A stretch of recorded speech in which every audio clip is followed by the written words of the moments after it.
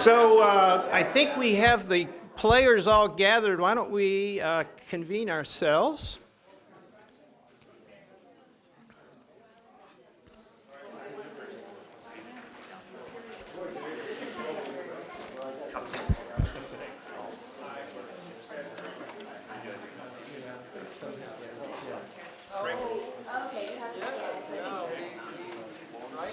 So welcome to everyone. My name's David Campbell, for those of you who don't know me, although I see a lot of friends in the room. And I'll be serving as the moderator this afternoon. And this is the third event in the ongoing series on the public university and the social good, the Provost series. And we are, of course, all very grateful to Provost Ralph Hexter for being the guiding force behind this and the sponsor of this series, and he's going to say a few words of introduction.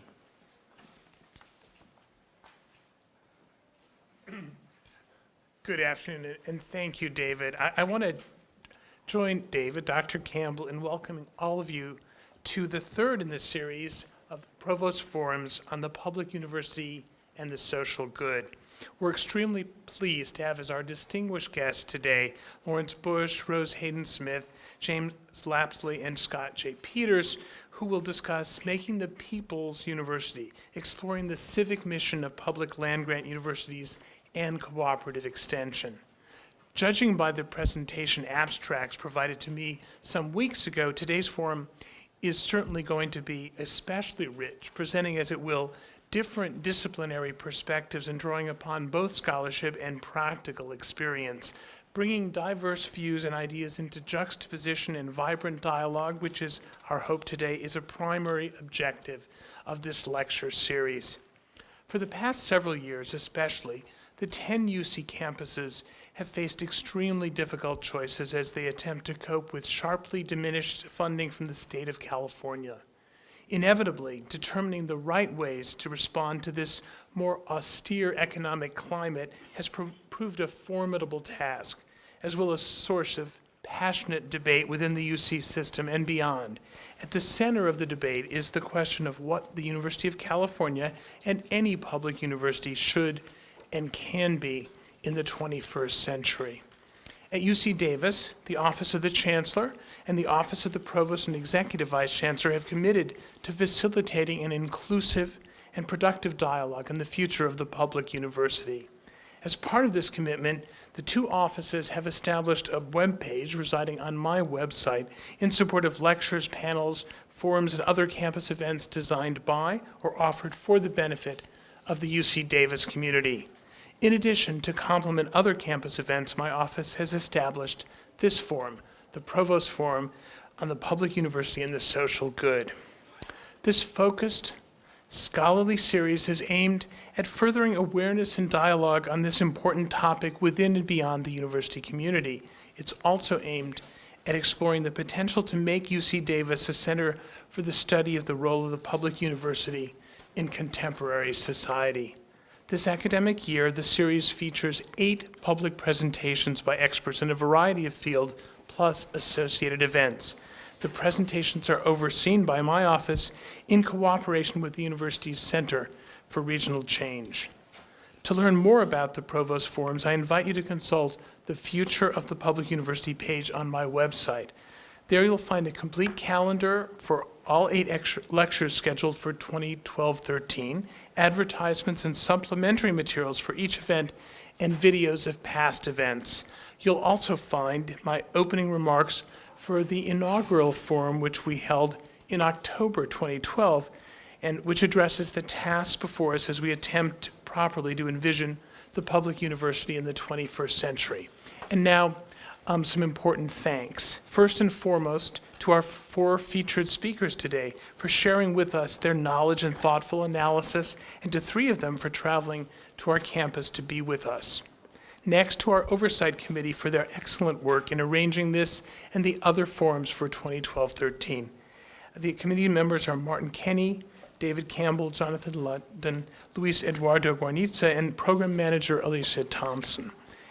To the co-sponsors with my office of today's event, the Community and Regional Development Program and the Center for Regional Change, and to David Campbell for serving as moderator of this forum.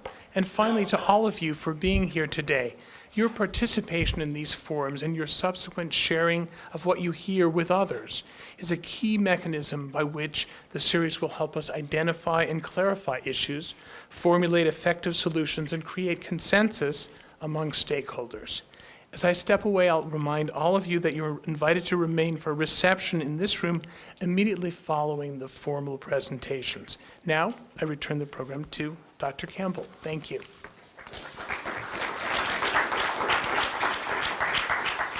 So the very next event in this series will be in 2 weeks on March 7th. Jonathan London has put together a program of speakers. It's going to be from 10 to 3 in this same room on Thursday, March 7th. And the topic for that is the contested politics of knowledge in the public university. So we're looking forward to that event. As we began discussing with the provost last summer this series, one idea emerged fairly quickly was to focus one of these events on land-grant institutions. Subsequently, we got a generous grant from the Dean's Office in the College of Ag and Environmental Sciences. I want to thank Jim McDonald, who's here, who was instrumental in making that happen. That allowed us to expand this from a single speaker event, as most of the Provost Series events have been, to this half-day symposium. And so I've asked Mary Delaney, who's the interim dean of our College of Ag and Environmental Sciences, to share a few words of welcome as well.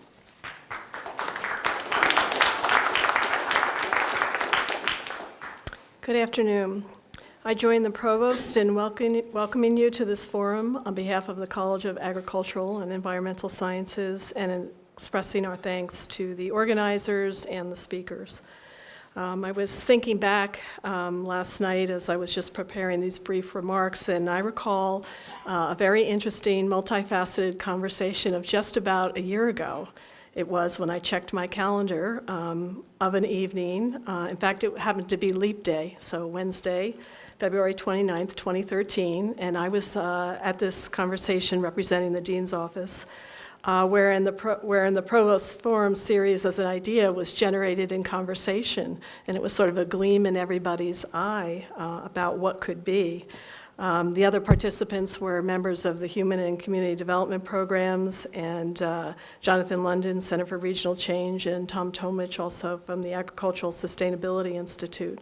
So it's really nice to be a year later and to be with the same group of people talking about some really important things. The college is certainly delighted to co-sponsor this particular forum, and this is a topic that's near and dear to the passions and the daily work of our faculty, staff, and students.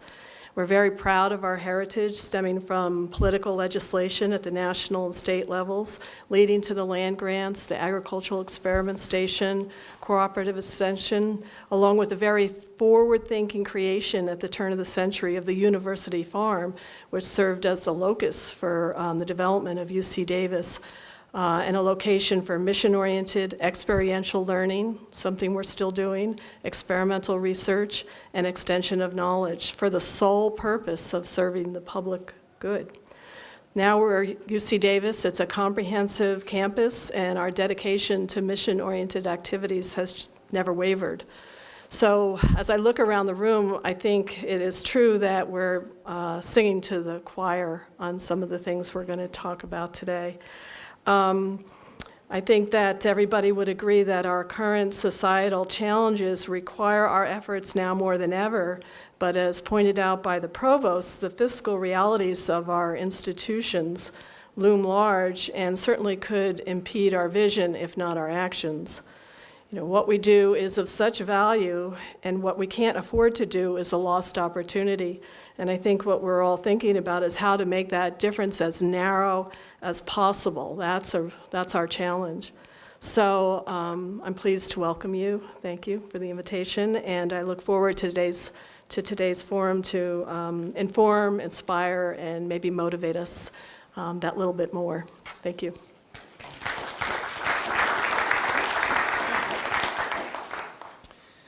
we're all particularly grateful for Mary's role this year stepping in as interim dean and how ably and effectively she's been handling that tough job as we search for a new dean. And that search, the fact that it's going on right now, is actually one of the things that makes this a particularly appropriate time to have the conversation we're going to have today. We also had this week a forum on this campus that was looking at the question of cooperative extension and how to strengthen the networks in cooperative extension around the state. And so as we have those conversations, it either implicitly or explicitly raises the question of, what is the civic mission that we're trying to fulfill here as a land-grant university? What should we be doing to fulfill that mission? What do we need to change about the way we're organized or what we're doing in order to better fulfill that mission? And so today's 4 speakers are really well situated, I think, to help us think about that. Each of them has is working in land-grant institutional settings, in many cases for long years. They've also all 4 spent time thinking about the history and purposes of land grants and writing about that. And so they have scholarly work that's directly related to our theme again today. Sharing that kind of broad perspective, they also come from very different perspectives. And we'll introduce them all in just a minute more formally as they come up to speak. But just a few things about the kind of mix of folks we have here as part of the stage setting. Rose Hayden Smith, a local cooperative extension advisor in Ventura County in our 4-H youth development program, and serves other roles we'll talk about in a minute, but is going to talk to us about gardening and the history of extension's work in gardening. Jim Lapsley, who's a practicing winemaker and also an instructor of winemaking economics here on campus and has worked with University Extension for many years here, comes from that perspective. Larry Bush, a distinguished professor of sociology at Michigan State and before that at Kentucky, and a long time engaged with land-grant institutions and issues. And Scott Peters, who has been at Cornell in Minnesota and working really in the broad interdisciplinary field of civic studies and a historian of cooperative extension. So the way it's going to work, we're going to hear first from Scott, and then we'll have a 10-minute cookie and bathroom break. There'll be things outside the door, right out in the lobby out there for you. Please come back promptly after that so we can get going with the next session. Jim and Rose will be next up. We'll have another break, and then we'll bring Larry on to clean up for us this afternoon. And we should have time in between or after each of the presentations for some questions and comments from you. And the provost used the word juxtaposition. I think that's a good sort of guiding idea for us as the audience this afternoon, is to kind of see how these various perspectives do bounce off of one another and off our own ideas about land grants and where we might be going. So on to our first presenter, Scott Peters, who it's my pleasure to introduce. Scott's been out to California once before to be a keynote speaker at one of our statewide extension conferences way back in 1999. He has a PhD from the University of Minnesota in educational policy and administration, has written widely. I'll wave 2 of his books around here: Democracy and Higher Education, Traditions and Stories of Civic Engagement. And then an earlier book he helped edit called Engaging Campus and Community, the Practice of Public Scholarship in the State and Land-Grant University System. I was fortunate to be part of this project, and Gail Feenstra, who's here, and I co-authored one of the chapters in this particular book. My first introduction to Scott was actually through a presentation he made right about the time I was thinking about becoming a cooperative extension specialist, and I think it was a conference in Kansas City. And the thing that jumped out at me was he had a series of 4 pictures that he showed us. And I'm going to show you those pictures right now because they lodged themselves in my brain, and I now keep them posted near my computer in the office as kind of touch plates. So here's picture number 1. You might recognize the ivory tower there, existing somewhat in isolation or with a broken connection to the public over here. Some work on building the bridge, maybe draining the moat, and eventually this bridge gets built, and a nice community carnival or festival erupts when we get the connection made. So in seeing these at that point in time, I thought, okay, now I know what my job as a cooperative extension specialist is. You know, it's to build bridges, drain moats, bring people together, and then, you know, if all goes well, we'll have some good California wine at the end of the day to celebrate the whole. Yeah, yeah, we were fighting over wines here today. So in the intervening years, Scott has emerged as a real national leader, I think, in the movement to think about how to reconnect all kinds of institutions of higher education, but particularly land-grant universities, to the public. And it's interesting because when people think about reforming the university or improving the university, they often think about things like getting higher quality faculty or just more financial resources, or if you're Governor Brown, you know, getting us to graduate students more efficiently and quickly. Scott's been working on a different kind of idea, which is the notion of making the institution better by making it more democratic, more the people's university, as our title for this symposium suggests.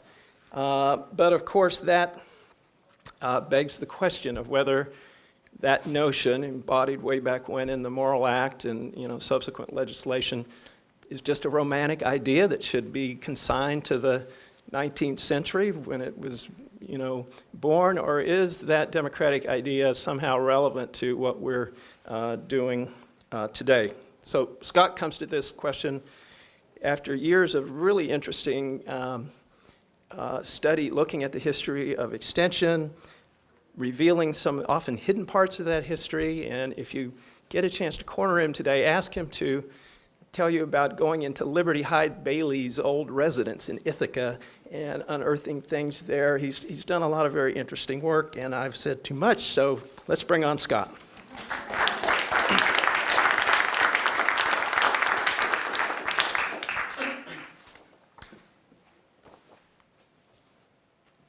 So it was interesting to discover when I went to Liberty Hyde Bailey's old house that there were some of his original library was still up around, and this was a house being rented by college students. It felt like walking into David Thoreau's house, and a bunch of Harvard students were renting it, and there was his original library on the wall.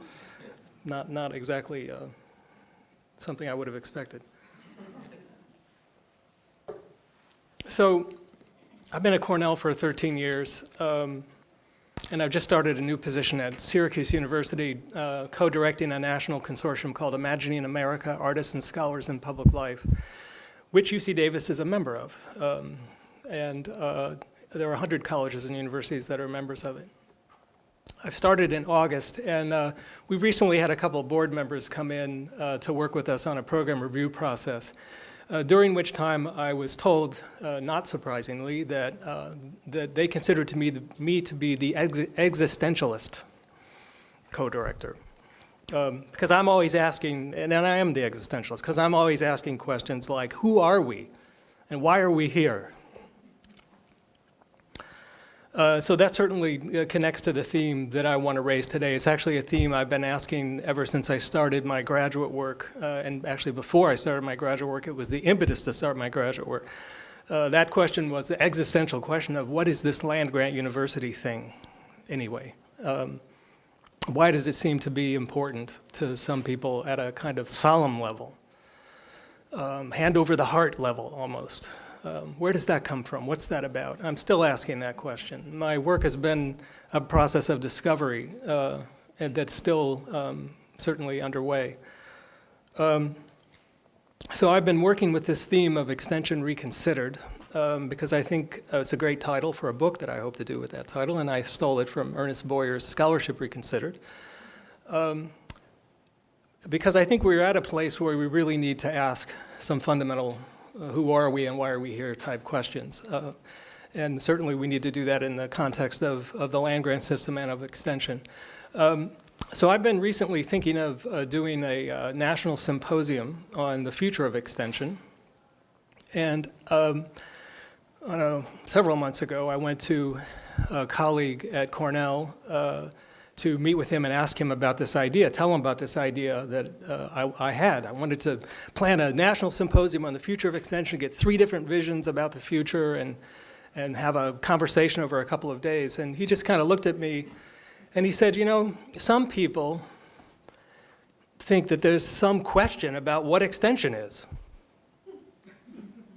He said, there's no question. My whole thing is based on questions. And he said, there's no question about that. There's no question. And I said, really? Well, what is it? He said, it's technology transfer. That's it. And there was no next sentence, there was no next paragraph, there was no comma, anything. It's technology transfer. That was a good moment to remind me of the terrain we're working on. It is actually not unlike the terrain of a marooned castle with other people who are somewhere else not talking to each other. Because I've been engaged in conversations for, I don't know how long now, 15 plus years, 20 years probably, with people who have a lot more, many more paragraphs that would come after that. And I feel like I got a lot of folks standing around me, including Liberty Hyde Bailey, who wrote and talked and lived out a much, much more multidimensional answer than technology transfer. Now, technology transfer is incredibly important. Technical problem solving, I just noted at Cornell recently there was a seminar that one of my Cornell colleagues gave about the tomato late bright pandemic of 2009. So there are problems folks in agriculture in New York are experiencing, and there's a role extension can and needs to play in dealing with the problem of tomato blight. But as I've embarked on my process of discovery in reading the history of extension, discovering men and women through the years who pioneered and founded and developed this idea, I certainly have discovered a lot more than just technology transfer and fighting tomato blights. So what I want to do today is sort of talk through this process of discovery and to invite or offer, this is an invitation, a tool that I think we need to use in this conversation about the People's University, about the civic mission of land grants. It's a larger conversation, actually, about higher education's role in public life. And what I want to invite in that is what I want to suggest is the helpfulness of thinking about this, approaching this with the idea of narratives or stories. It is a way of understanding who we are, why we're here, what we're supposed to be doing, that is indispensable, absolutely indispensable. But it also is a way of entering the conversation that helps us see the multidimensionality of this issue and the points of disagreement that are very real, but are very rarely talked about in sustained ways and in productive ways.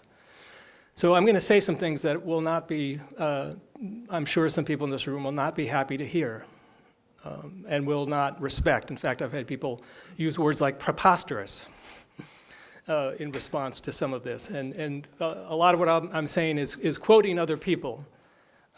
So I'm not necessarily saying I agree with it, but I am saying this is out there, folks, and we got to understand it. So first of all, the whole idea of narrative is exploding across the academic world now. I'm looking at Bill, there's storytelling sociology, Bill Lacey, in your field.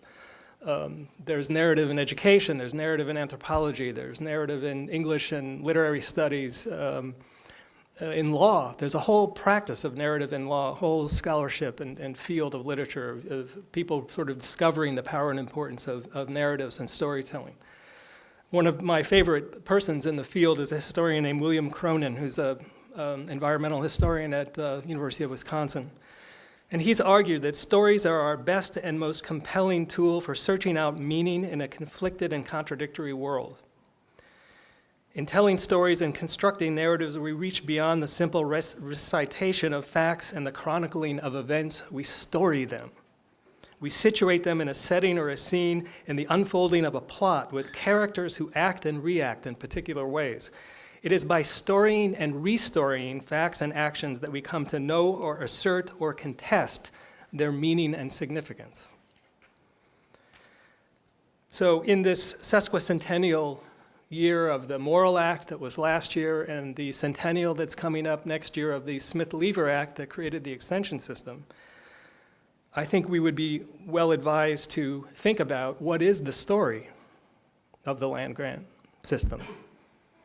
What is the story of extension? And in attending to this, there's one thing we have to recognize. We have to be mindful of an important reality. There is not and can never be just one objectively correct way for historians or anyone else to story the land-grant system.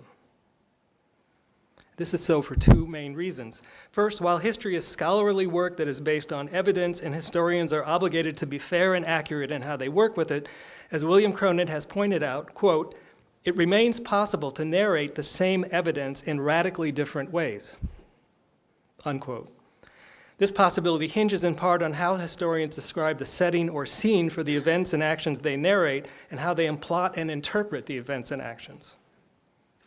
Second, historians must make judgments about what is important and what is not, and therefore what to include in and what to leave out of their work.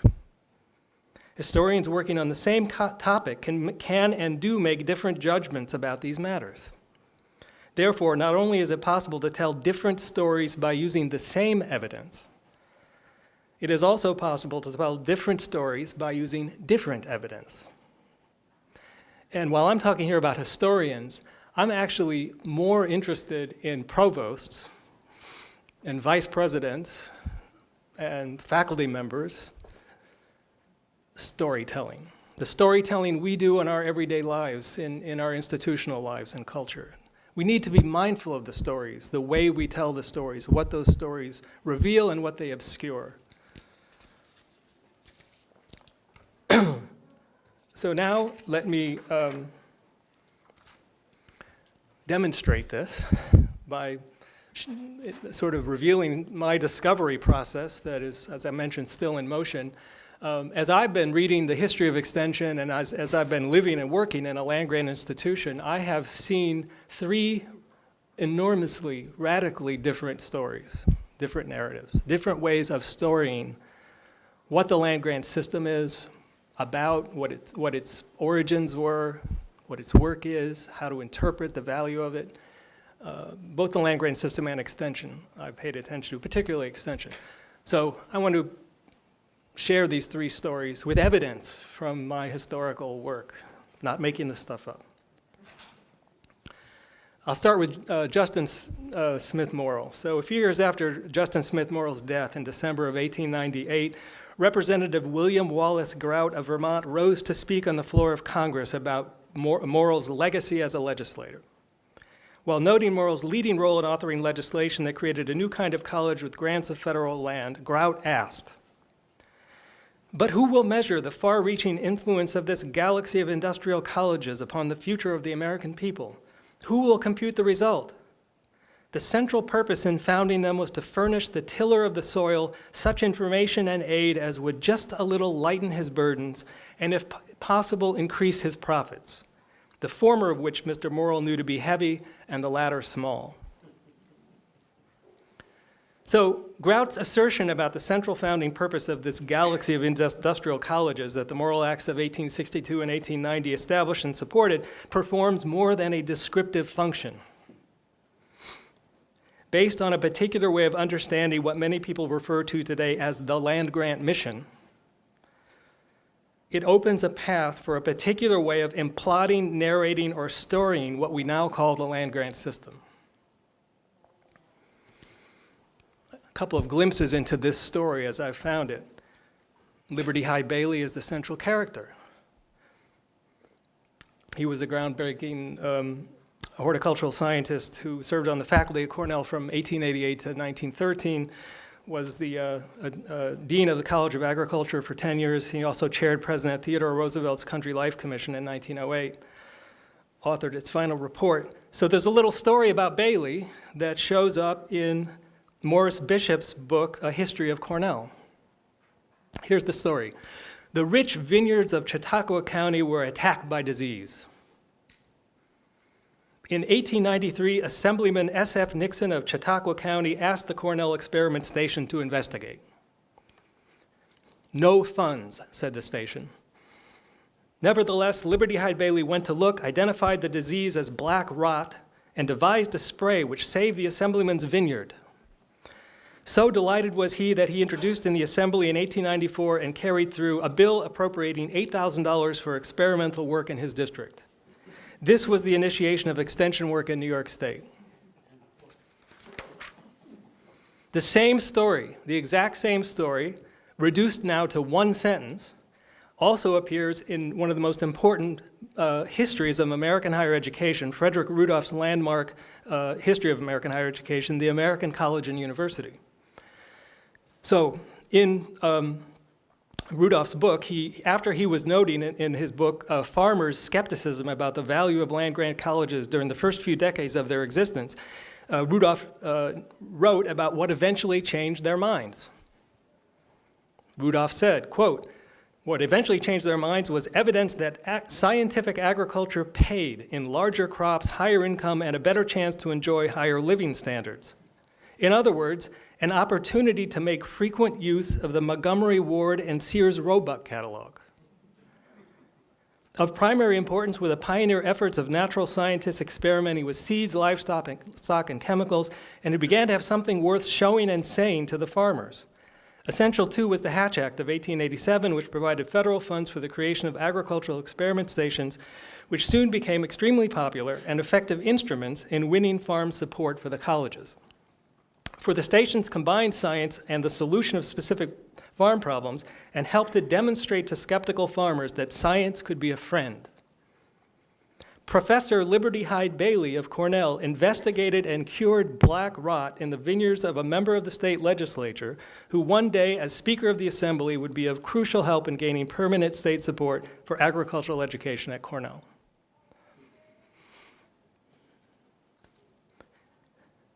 So here's an over-the-top articulation of this story next. This comes from 1931. There was a gathering of what today is APLU, the Association of Public, what is it called? The Association of Public and Land-Grant Universities. It used to be called the SULGIC. It's gone through a whole bunch of name changes. So this was a gathering in November of 1931 on the eve of the 70th anniversary of the first Morrill Act. And at that event, which was all being done under the heading, The Spirit of the Land-Grant Institutions, 5 college presidents, land-grant presidents, spoke about the spirit of the land-grant institutions. They each gave a talk with that title. And they each told basically the same story. The administrators set an opening scene in the story they told about the origins of the land-grant system within which an early 19th century American society was undergoing major economic, technical, cultural, and political transformation. In this context, they depicted a struggle between a backward, superstitious, ignorant, and uninformed mass of people and a bigoted and prejudiced aristocracy. These are words that directly show up in their speeches. They characterized the colleges that existed at the time as being modeled after England, with small and elitist student bodies, narrow and fixed classical curriculums, no connections to the common people, and neither the willingness nor the ability to meet the needs of an emerging industrial democracy. They spoke of the growing demands for a new kind of college and a few bold reformers who emerged with a vision of what it would do and how it could be established. They then described the vision these reformers had as one that marked a revolution in the means, methods, and purposes of higher education. So in the eyes of these four administrators, the successful establishment of this new kind of college these visionaries had imagined represented a revolutionary overthrow of an anti-democratic aristocracy of education, a phrase they used. And it marked the birth of a new spirit in American higher education. According to them, this new spirit turned out to be enormously productive and successful, expressed through a distinctive public mission that combined science and service. It produced a fantastic array of accomplishments and results. In his address, for example, President W.J. Kerr spoke of, quote, his words, "Great circles of helpful service that radiate from these centers, service that has changed deserts into gardens, redeemed abandoned lands, evolved new and more profitable crops, multiplied production, created new industries, conquered disease, destroyed pests and plagues, harnessed natural power and thereby increased human efficiency, guided agriculture and business, made science the handmaidens of the housewife as well as the captain of industry, revealed the processes of nature and put into the hands of man the tools that enable him to work with natural law in shaping his own destiny and that of his country." Quite a long sentence. The spirit that actuates this prodigious program that arrives at such massive results is the supreme and pervasive spirit of the land-grant institutions. This is a heroic meta-narrative. This is the heroic meta-narrative of the land-grant system. It's still being told. I still hear it. There's truth to it. There's definitely some truth to this narrative. And there's no small amount of power in shaping people's understandings. But it's not the only narrative. So I've discovered two counter-narratives, using the technical academic term in narrative inquiry. People who are restoring this master meta-narrative. And Liberty Hyde Bailey shows up in both of them, remarkably. So, in contrast to this heroic meta-narrative, one of the things I've discovered in my work is what I call a tragic counter-narrative. So in this tragic counter-narrative, the tragic counter-narrative restories some of the same facts, events, and characters that are included in the meta-narrative. But it changes the plot line. In the heroic meta-narrative, the plot of the storyline is about how the responsive provision of science-based service democratized higher education in ways that benefited in relatively equal measure the common people, communities, states, and the nation as a whole. A signature achievement of this system, so the story goes, is a vast improvement in agricultural productivity and efficiency, but in the counter-narrative, the plot line shifts. It becomes tragic rather than heroic.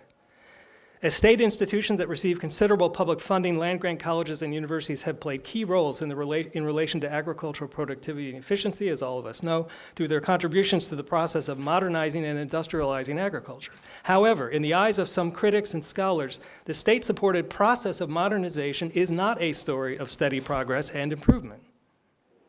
And it did not benefit everyone equally. It involved what historian Daniel T. Rogers has called, quote, a classic marriage of economic efficiency and unpaid social costs. Cheap food at the expense of education, health, and ambition among its myriad small producers. And also, I would add, at the expense of the environment, as others have argued. Rather than the success story of steady progress with this ascending plot line, the tragic story of the tragic counter-narrative. Let me find my place here. Rather than a success story of steady progress, agricultural modernization in the United States and elsewhere can be viewed as a tragic story of technocratic colonization and cultural environmental oppression and destruction, with land-grant faculty members and extension agents playing leading roles. Interestingly, Liberty Hyde Bailey, as I said, makes an appearance as a character in this narrative too, but this time he's cast as a villain, rather than the hero on the white horse with this black rot cure. So we see this in the following passage from James C. Scott's important book, Seeing Like a State. Quote, the unspoken logic behind most state projects of agricultural modernization was one of consolidating the power of central institutions and diminishing the autonomy of cultivators and their communities vis-a-vis those institutions. For colonized farmers, the effect of such centralization and expertise was a radical de-skilling of the cultivators themselves. Even in the context of family farms and a liberal economy, this was in fact the utopian prospect held up by Liberty Hyde Bailey. Scott goes on to condemn Bailey for being an oppressive technocrat who promoted a future rural society, quote, organized almost entirely by a managerial elite.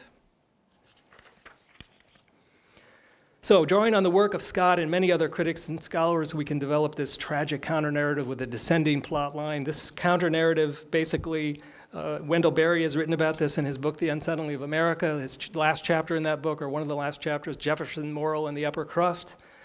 In Bailey's version of this counter-narrative, the plotline features what Bailey calls the corruption of democratic and ecological principles and ideals, and, quote, the betrayal of a trust and the disintegration of intellectual and educational standards, all of which Berry argues inflicted a degenerative influence on farming communities.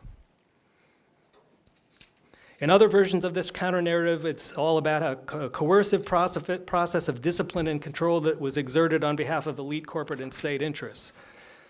Okay, so this is a very different story. Descending plotline, tragic, oppressive, technocratic, stripping, de-skilling people. There are books that are being published now with that counter-narrative as the central narrative by really, really top-notch scholars in science and technology studies and cultural studies. They're telling that story, drawing on the historical evidence and their interpretations and narrating of it. Now, there is, in my view, some truth to that counter-narrative. But there are also some things wrong, and as a scholar of Liberty Hyde Bay, I can tell you that James C. Scott does not get Bailey right. He was no technocrat. He had problems with his democratic theory, and I'll admit that, like a lot of other people in the progressive era did. He believed science was going to do away with difference. And that, of course, is not possible, nor is it actually even desirable. But so while there's some truth there, it also misses a lot, just like the first narrative misses a lot. So in my work, I've discovered a third narrative,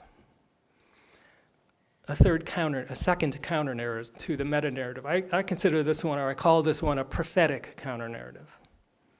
And I have located Liberty Hyde Bailey as its central teller, its best teller, I think. I don't have time to go through all of these quotes, I'm conscious of the time, but you can really see Bailey flesh the narrative out in a really important passage of his most important book. It was a book published in 1915 called The Holy Earth. This is a horticultural scientist. He also wrote a book called What is Democracy? And he wrote poetry. In a section of that book called The Democratic Basis of Agriculture, Bailey positioned the story of the creation of land-grant colleges of agriculture within the larger story of the struggle for freedom and liberty. He assumed a sweeping historical perspective on the human quest for liberty. His prose was suffused with the high rhetoric of the era, full of parallelism and iteration. For years without number, Bailey wrote, for years that run into the centuries when men have slaughtered each other on many fields, thinking they were on the fields of honor, when many awful despotisms have ground men into the dust, the despotisms thinking themselves divine, for all these years there have been men on the land wishing to see the light, trying to make mankind hear, hoping but never realizing. They have been the pawns on the great battlefields, men taken out of the peasantries to be hurled against other men they did not know, and for no rewards except further enslavement. They may have even been developed to a high degree of manual or technical skill that they might better support governments to make conquests. They have been on the bottom, upholding the whole superstructure and pressed into the earth by the weight of it. This is a grand narrative of human history. He goes on from that grand narrative to say that the 19th century has brought a parting of the ways from this tragic story a way that foretold the end of this terrible history of oppression. During this time, farmers and others at the bottom began to receive recognition not only for the economic value of their work, but also, and according to Bailey, most importantly, for their humanity and dignity and their agency and standing as citizens. In his view, this multidimensional recognition was what inspired the creation of the United States Department of Agriculture and land-grant colleges of agriculture.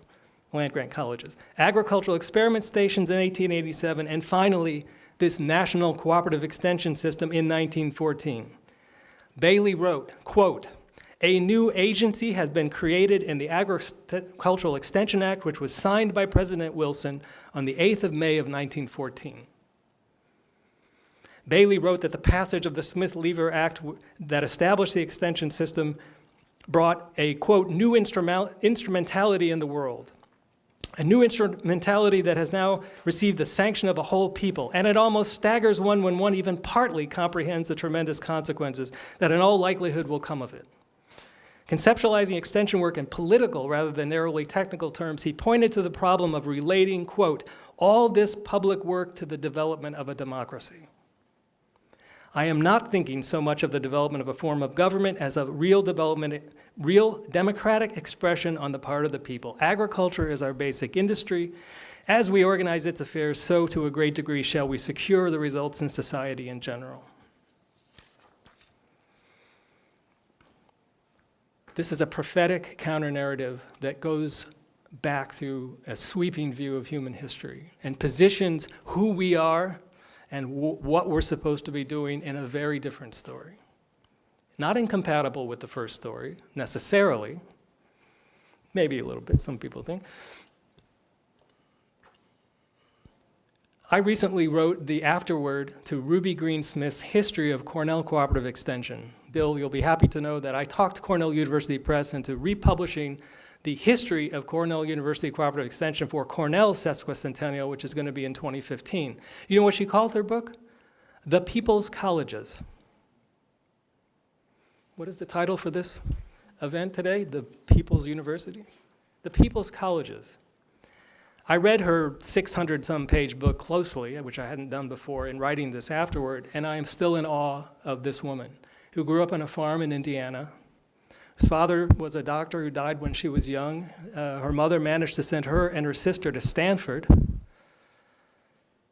where she got a bachelor's degree and met and married, and a master's degree, met and married Mr. Albert Smith, who came to be Dean of Engineering College at Cornell, and she did a PhD at Cornell. And then worked for 3 decades directing the home demonstration work for New York State. Reading her book was a revelation. It was all the prophetic narrative. And it was one of the most humbling things I think I've read, ever. Because when I look at the world that I've been in at Cornell, I don't see what she's showing us. So I want to say that in her book, there is a paragraph that is easily the most important paragraph in the book, and which captures the essence of this prophetic counter-narrative that I'm trying to communicate briefly here. So here's what Ruby Greensmith wrote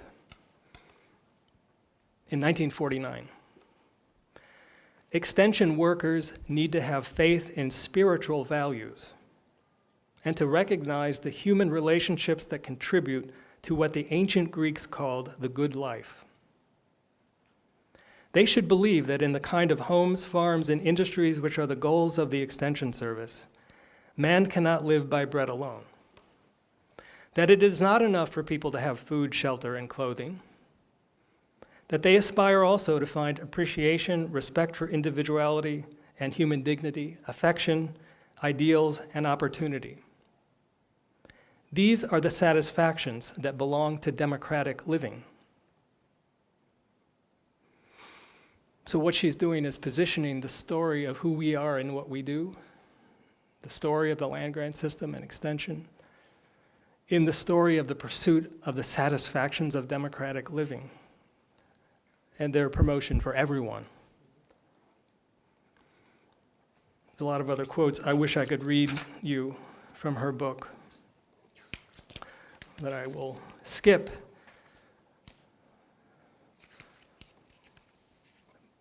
But I will say, and Bill's here, I want to say it because he's here, he knows what I'm talking about here. The Farm Bureau was founded in New York State, and some people, certainly the people in the tragic counter-narrative, don't have a high view of the Farm Bureau.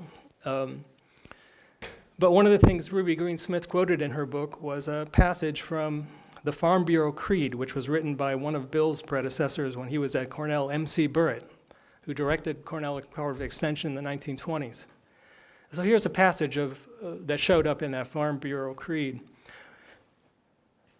We believe in self-help for ourselves, our community, and our country, in our own abilities well-developed and properly supported to solve our own problems, and in local and voluntary leadership.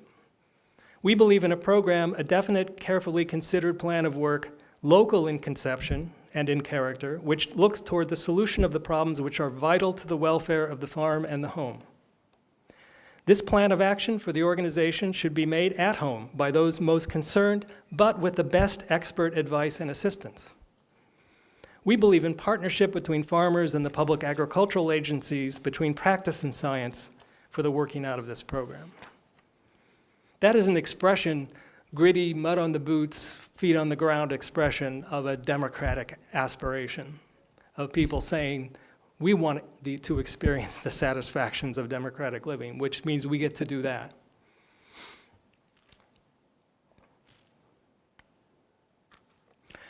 So let me switch in ending here to the present. This is not just historical dreaminess from an existential person up here who is moved by Ruby Green-Smith and Liberty Hyde Bailey and a lot of the men and women I've met in my discovery process. It's not just that. This is stuff that's still alive and well, maybe not so well. I'm worried about how well it is, how longer it can last, depends on decisions we make and abilities of understanding and arguing and defending, I think, and improving. And I want to illustrate this with another little story from one of my Cornell colleagues. And I will, I guess, name the name here. I think we have to do that at some point. So I won't name all the names, but her name is Corinne Ketterings. She's a professor in the Department of Animal Science. And she has a program that's built on nutrient management, working with dairy farmers. And the key thing she works on is helping them figure out how they need to change their practices, basically so they're abiding by the law and regulations, and so they're not polluting the Chesapeake Bay, which is the watershed that a lot of New York State is sitting on top of, or part of. So I had a meeting after my last book. I took a bunch of people out to dinner who were part of that project and gave them a free dinner, and we had a conversation about the LandGrant Mission, and the only thing I remember from that meeting was her pounding her fist on the table and telling this story. Here's what she said. Yesterday I was in a meeting and I asked somebody high up in the administration in our college a point-blank question. The question was, in your interaction with our stakeholders, what do they want from us? And the response was the same as always, and that I don't buy. So I said, same as always? I recorded this conversation, which is why I can do this exactly. And I said, same as always? And one of my colleagues who was there said sarcastically, the best scientific knowledge on X? And Corinne said, no. The response I got was, quote, somebody on the other end of the phone line that tells them what to do. My experience, she went on to say, my experience is so opposite of that I was floored by that response. I work with dairy farmers, and what farmers want from us is not an answer. They want us to partner with them to find solutions. There is certainly a fraction of the farming community that wants to pick up the phone, ask me a question, get an answer, and implement it. But the ones that are progressive, the ones that we should be working with to move forward in the state of New York are the ones that say, what do you think of this? Can we put something in place to get some answers? They're working towards networks of on-farm research. They want us to be partners in finding answers. They don't want us to give them the answer. That is a modern day expression of the satisfactions of democratic living. And it is not disconnected from the scientific expertise of a professor in animal science who's got a lot to bring to the table, to the project of helping dairy farmers do nutrient management in a way that's environmentally responsible and economically rewarding. It is interwoven with that work. And that, I want to suggest, is what the LandGrant spirit and mission at its very best has embodied. And what that embodies is something that Corinne herself has never thought about, but which I want to invite her to think about and us to think about. It embodies the most important sentence of the Moral Act of 1862. And that is the charge of promoting a liberal and practical education for the industrial classes in the several pursuits and professions of life. The practical part is, what do I do about nutrient management? The liberal part is thinking about, how do we be environmentally responsible people? How do we build our communities? What do we believe in? What do we value? What do we want to fight for and preserve? Being invited into a conversation about that is an invitation to civic learning.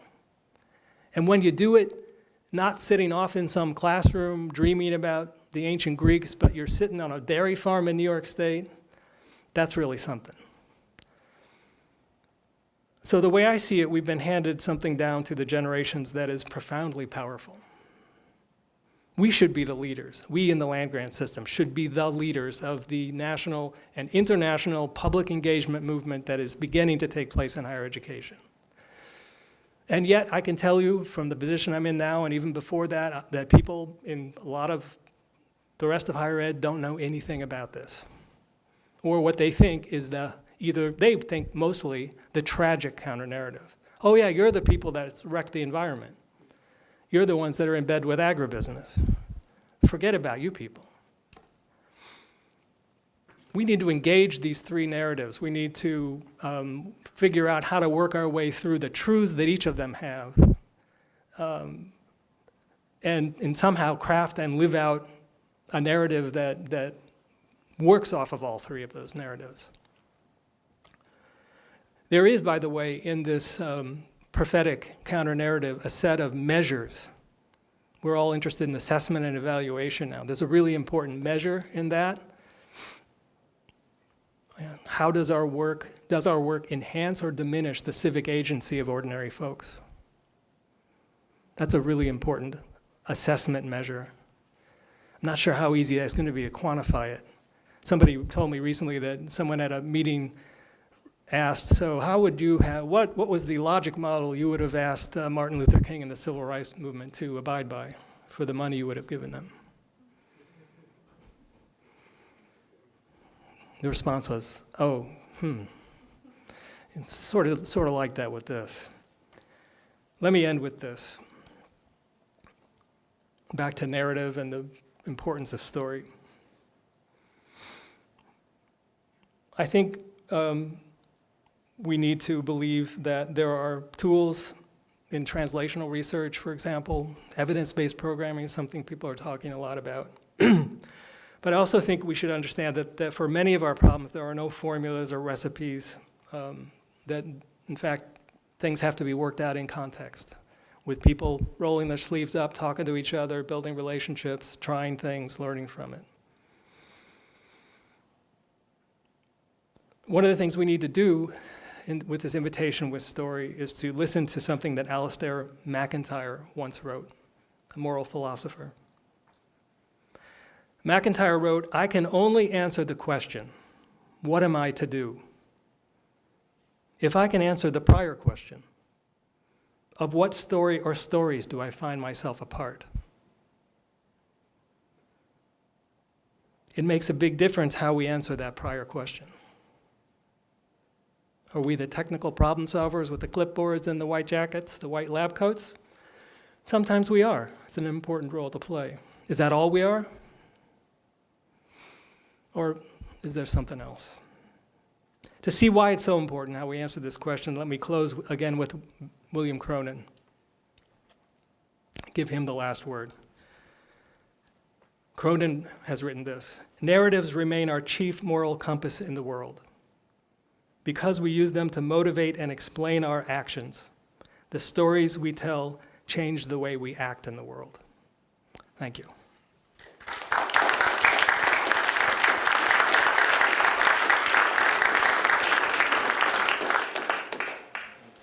So we have some time to questions and comments for Scott, and floor's open.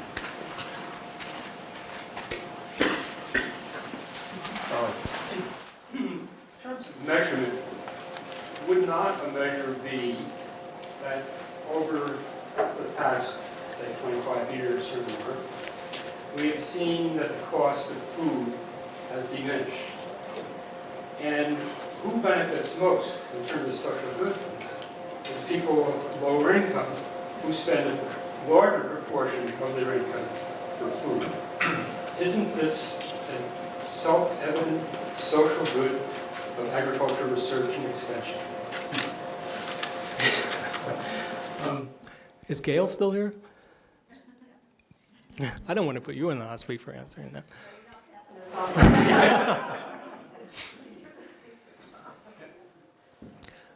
You know, I think, the tragic, obviously the tragic counter-narrative would take issue with what you just said. And I discovered that Justin Smith Morrill used the phrase cheap food in a speech on the floor of Congress in 1862.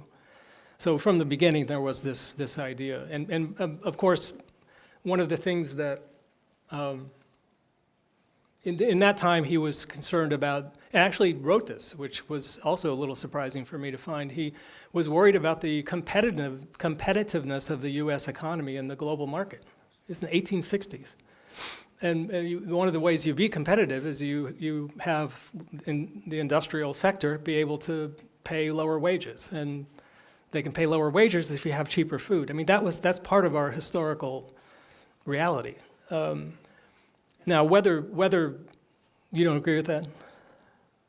Well, I think you're warping the argument. Well, no, I'm just simply saying that that's part of the conversation. That's part of what historians have written. That's part of what critics have said. But I would, as I've said with all of these, I think there are truths across all of these narratives. I don't think there's simple black and white.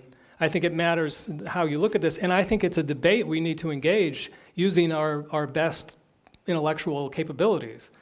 There's been too much, and one of the stories, look, when I did my PhD in Minnesota, I did a whole bunch of interviews with people. One of the first interviews I did was with somebody who was telling me about when he was a student in South Dakota State University. The dean of the college, Jim Hightower's Hard Tomatoes, Hard Times book came out. And the dean of the college, this is a story, right? So who knows if it's true. But the story he told me was the dean ordered that all copies be removed from the bookstore and burned. And he ordered faculty not to use the book in classes. That's ridiculous. We're better than that, right? I mean, we can have a conversation, we can have a debate about these things. We don't need to be just, and that goes for everybody on every side of this, right? Because I know a lot of critics who are not willing to entertain that the land-grant system has anything good about it. They think the history is nothing but this oppressive colonialist project. And I have to say, you're missing something.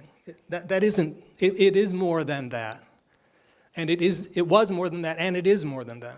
So I think this is I think it's a debate we need to entertain with our best intellectual abilities. I don't have the expertise to answer you with the kind of evidence that some of the other people in this room might be able to, but so that's my response. Yeah, I think if we buy multiple narratives, each with some truth, one of the things we have to buy is maybe the need for multiple indicators. So cheap food might be one of them, but there's going to be others as well that need to be part of the mix. Dan? Along that vein, I think the theoretical question before us is how is knowledge to be democratically constructed, attained, and applied? And I'm sitting here next to Esau, who was here at the beginning of the Applied Behavioral Studies department. Look at his curriculum. Look what they aimed to do when they started that out. The answer to that question is done in the practice of it. That's where you're going to get the theory. And we're at UC Davis. What we've done, the Farm Bureau was housed at Berkeley for decades. Why not the Grange? Why create another institution for the land grant to partner with. The Braceros program. The Braceros program, where the labor was going to be applied on industrial farms, the UC system articulated where we were going to send those Braceros workers. The construction of the tomato harvester, which we all know, and the GMOs that we're doing now.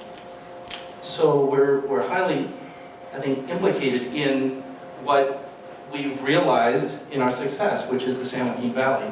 Fresno's the poorest city in the United States.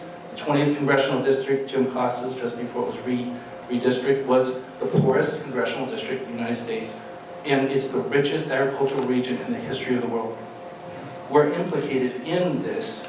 And Jonathan's work, many of you are still now problem solving the results of our success. We were very successful in one thing, but the questions being raised by Scott are applicable to that. We need to theorize how to do democratic knowledge production.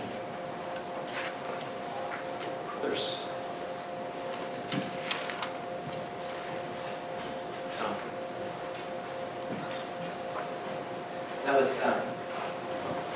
That was terrific. Thanks so much for that vision. And I'm intrigued by the idea of the prophetic vision and thinking about prophets as both being social critics, but also holding some kind of vision of the promised land. And so you've laid out, I think, a backward look to some degree of a social critique and a description, origins of the land grant. I'm wondering, given your current work in imagining America, restoring America, what that prophetic vision of the university is that you see going forward. Where are we headed? Where ought we be headed in practical terms, practical prophecy? Yeah, well, that's the work that I'm engaging now with colleagues across the country, including UC Davis, which is a member of Imagining America. Certainly we're in a landscape where people are now offering certain dystopian views of the future. People are making predictions that within, 15 years or something, more than half of all college credits will be earned online.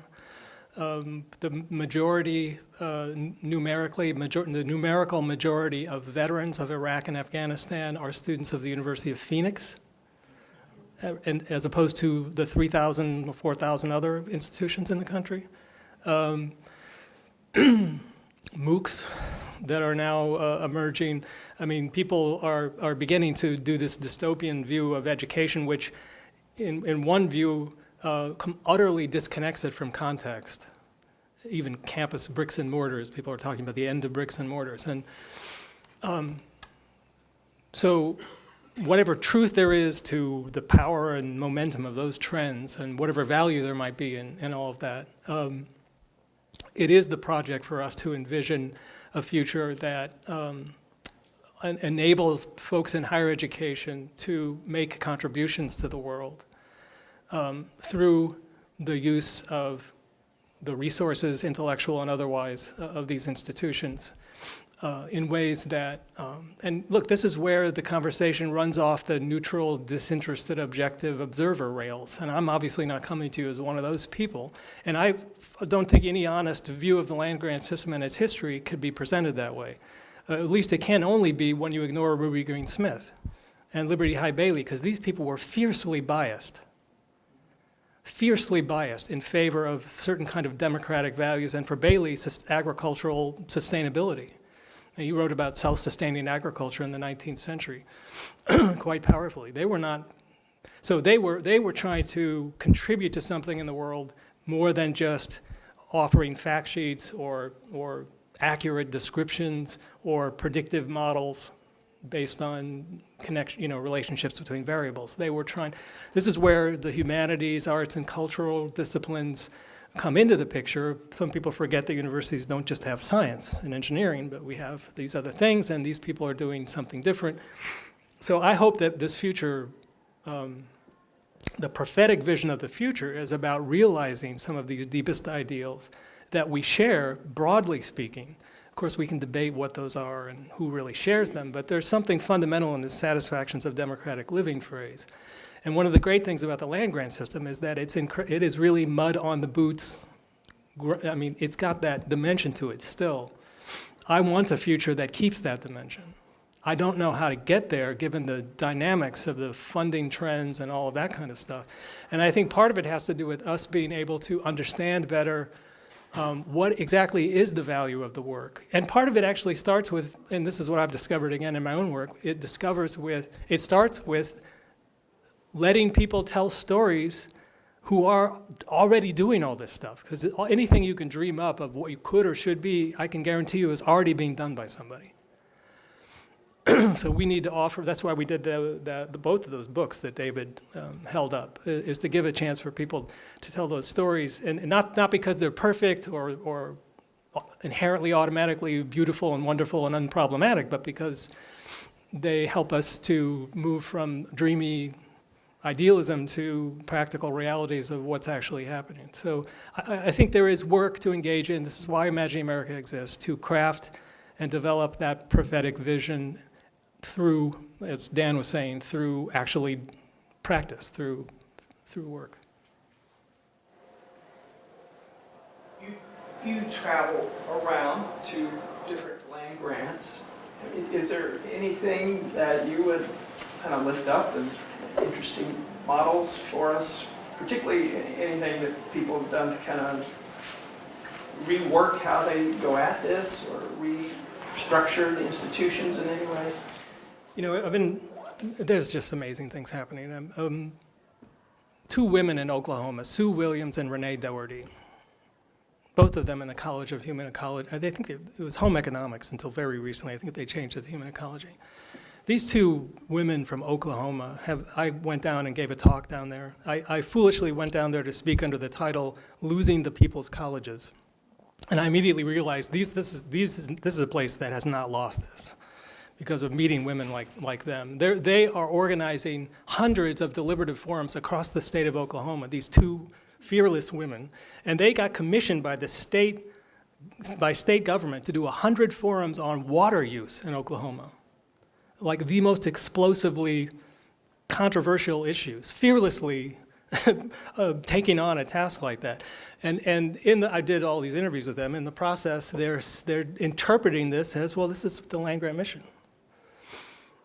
They're interpreting, and so they're bringing in a deliberative dimension and crafting these deliberative forums as a way of building relationships, building community, advancing knowledge and understanding of how people are thinking about issues like this. I could give you a bunch of other examples. I'm also incredibly impressed with what's happening in Alabama.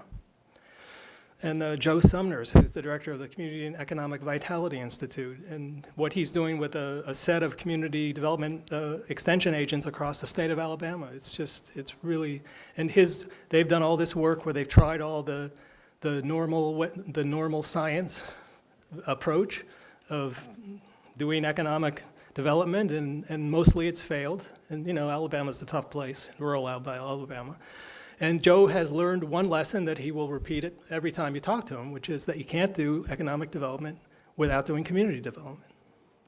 So they flipped their work, and now they see economic development not as going in and doing workshops on business retention and development, and that's it, or strategic planning with the county government or local government, but a process of community development that happens through building relationships and having deliberative conversations and trying things.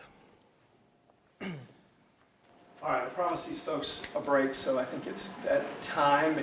So we'll reconvene at 2:40 in about 11 minutes, but first let's...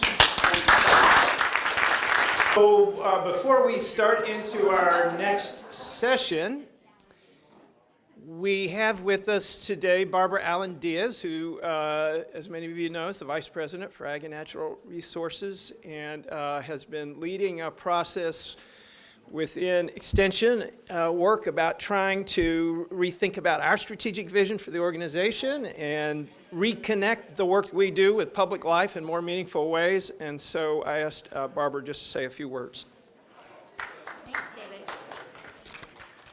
Thank you very much, and I've got to say this first talk was enormously stimulating. Is Scott here still? He's gone out of the, here he comes back. So the whole part about narratives and that way of thinking about what we're doing and where we're going made me think of several things now that, there's data, and so there's these kind of narratives, and I want to pass these around because I wasn't going to do this before, but thinking on my feet, we will see how this is. There's these kind of data, and then there's the storytelling narratives, and this first one that the Division of Ag and Natural Resources put out is more of a storytelling. But then me, coming out of the science side, I was wishing for data. And so this second one is hot off the press as of 2 days ago and has data in it.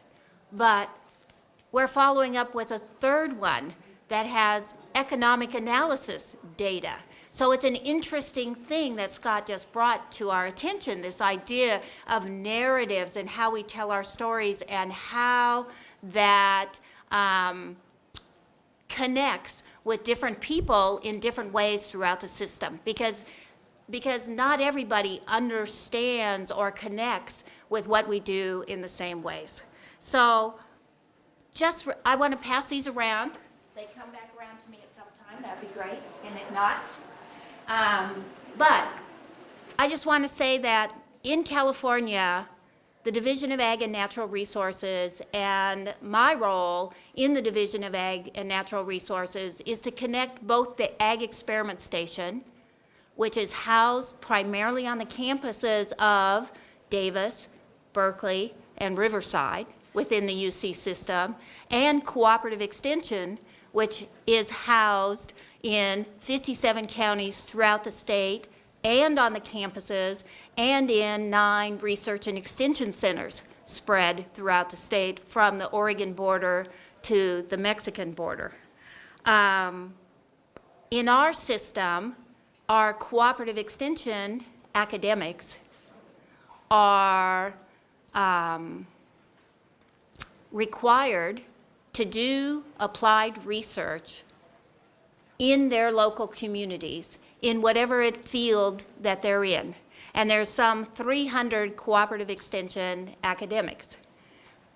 In the UC system, the cooperative extension academics are not members of the Academic Senate, which for those of you in the room who are academics, you understand then that that is a different mode of operation than many of the cooperative extension systems throughout the country where the cooperative extension academics are members of the Academic Senate and yet aren't required to do research. Okay, in many cases. So our system really believes our cooperative extension academics all either have masters, and the recent hires all have PhDs, and they go into the field of cooperative extension because they want to do applied research that does exactly what Scott was talking about. And the rhetoric that's used is work with communities in finding solutions to problems that they're facing across the broadest spectrum of agriculture and natural resources. So it's an interesting set of narratives that hopefully we'll have much more discussion about as we're all evolving. And I guess I want to leave you with that one last kind of thought too, in the narratives that you brought up, Scott, are that science changes. That's what science is all about. We learn certain, discover, create, learn things about, let's choose my field, the way the environment operates, right? Plant-animal interactions, and we make projections about how things will change given certain activities on the land. We learn from that, and we find out sometimes that what we thought was good or okay really is killing the salmon in the streams, or is really causing deformities in birds. And it isn't because science itself was bad or the people that created DDT were bad and thought that they should ruin the earth. by promoting this. It's that we always are learning, and I think that that's and learning and applying and learning from that so that we can become, well, more knowledgeable, better stewards of the land, produce more food, help communities across many different levels, from youth development through 4-H programs to production agriculture.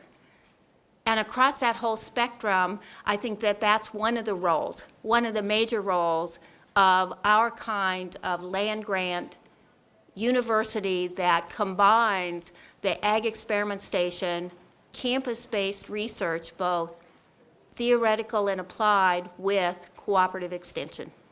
So I'm looking forward to the next talk. You stimulated, Scott, lots of thoughts in my part, that we can move forward with. So thank you very much. And you're going to introduce Rose, right? Okay. So both of our next two speakers share an interest in this application of research to help solve community problems, but they work in realms that we don't normally think of as part of sort of the same social and political world. Gardening and winemaking may be different poles. You know, if you come onto the Davis campus, you can either come by the Mondavi Institute and the Mondavi Center if you come one way, or you can come by the student farm and the domes if you come another way. And so one of the things that's obvious when we say the People's University is that there's no single people that we serve. There are many publics. They have many different interests and ideas about what we are and what we should be doing for them and with them. And so anyhow, we'll get two peeks at that today. And we're going to start with Rose, who is one of my great colleagues in Extension. We've been sharing for the last few years the role of strategic initiative leader, she in sustainable food systems, myself in healthy families and communities, working under this new A&R strategic vision. She has a PhD in history from UC Santa Barbara, which was a revelation to me because I knew her as the 4-H Youth Development Advisor from Ventura County, Youth, Family, and Community Advisor, actually, where she's been since 1992. She's also been a Kellogg Food and Society Policy Fellow, and in her work with Kellogg, she's been really advocating on behalf of gardening in all of its forms, home, school, community, now even more as in Extension we're starting to think about urban agriculture as a key constituency for our work. So she wishes, I had her new book on Victory Gardens and the history of Extension's role with those to wave at you, but we've been keeping her way too busy in her Extension job, and so that's still a few months off, but that just means that all of us get a little bit of a sneak preview today of some of the things that are in that book and Rose's other ideas about where we're going in Extension. So Rose, very happy to have you here.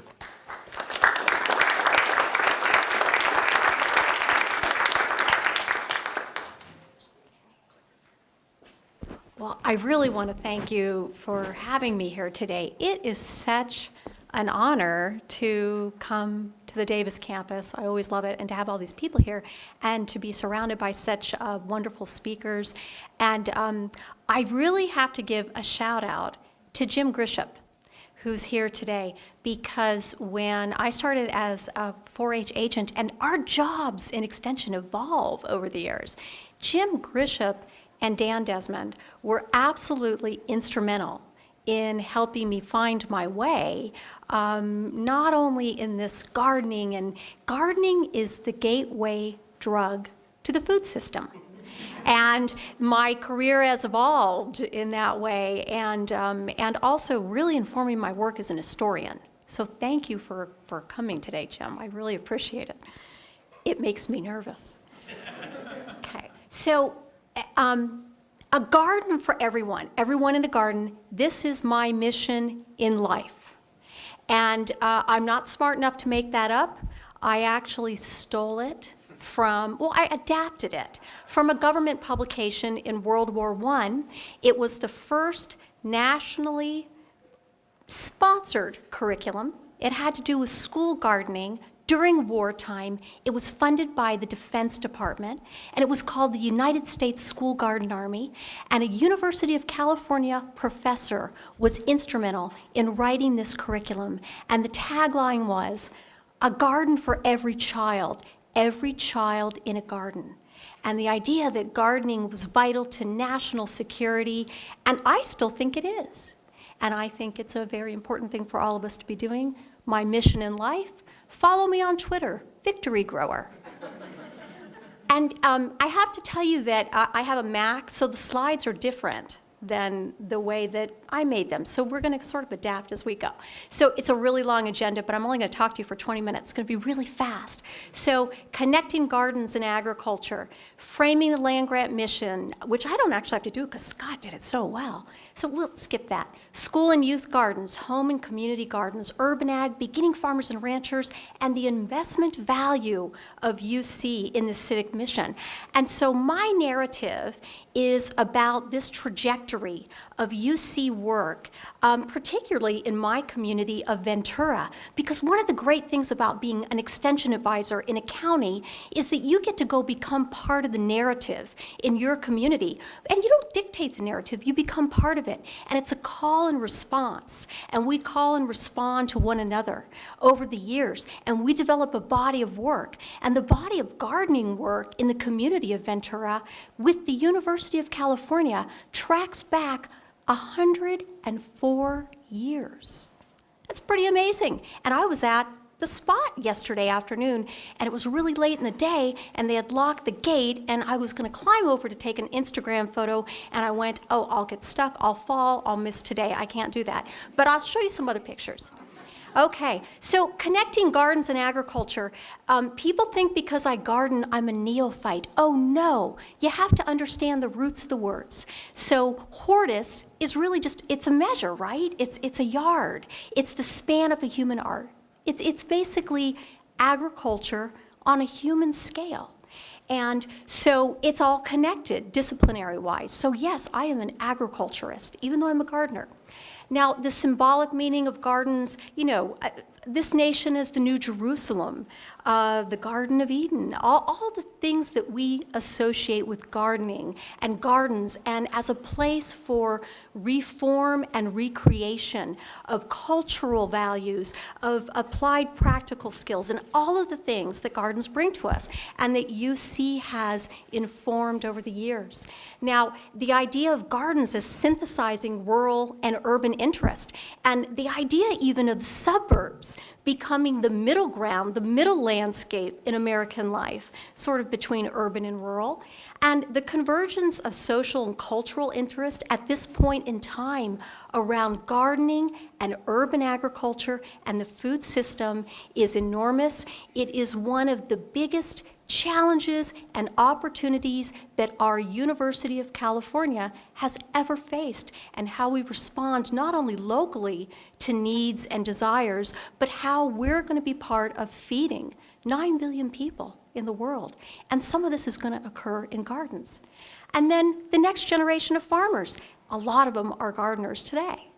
So, framing the land grant, you all know about Jefferson and that sort of idea about the yeoman farmer, and the idea of how exceptional our nation was because of its agricultural grounding. And I always like to say that we were a nation of farmers at origin, and we are still a nation of farmers at heart. And I do believe that firmly. Now, the Lincoln influence, I don't have to talk a lot about that, but I love Lincoln. And yeah, he did all of this stuff here: Homestead Act, Railroad Act, USDA, the People's Department, and the Morrill Land Grant Act in a period of a few months in 1862. Amazing, the implications of all of these things for the American landscape. And you know, the Hatch and Smith lever, then those amplify things out and connect Americans more strongly to the land and begin applying science and moving it out.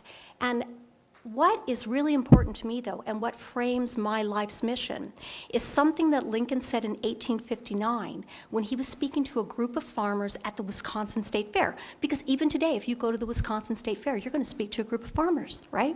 Okay, so what he told them essentially was that as long as every American maintained or had an understanding how to cultivate land, no matter how small the plot, that as long as every American could do that, that we would be free, that we would be free from kings and moneylenders and oppression of all kinds. And so to me, I love Lincoln, and I look at the civic aspect today, the U.S. Department of Agriculture's People's Garden on the National Mall, that on the National Mall, the only federal agency that really has a presence is the U.S. Department of Agriculture, and what that says about our nation, and what it says about the character of our nation, that we have a vegetable garden on the south lawn of the White House and our first house, and the University of California. We're part of that civic aspect of agriculture and gardening. Now, so Lincoln really informs my work, and we're going to shift right now a little bit into UC's work with school gardens. Raised in myself in the U.S. School Garden Army. This was the World War I program that UC professors were instrumental in delivering, which educated urban and suburban youth, again, to garden during wartime. And look at this poster, this wonderful American flag tie. If you can see, I would point you, except it has a laser, and I've been known to blind people. I get all excited, but see, you can see right here, and then the little American insignia, and this is an urban boy raising food. And the idea even that over 100 years ago, the U.S. government was concerned about where the next generation of farmers would come from. Where would they come from? And the U.S. government actually thought urban and suburban youth. So, school and youth gardens, national movement, Liberty Hyde Bailey, another one of my heroes. Tip of the iceberg, though, variety of reform efforts with school gardens, the idea of Americanizing immigrants, teaching core curriculum, instilling producer values in urban and rural youth, bridging urban and rural interests, skill building, relief, civic beautification, and reducing urban blight, and as a tool for civic engagement. And UC was a national leader in this movement. So my slides are really all messed up.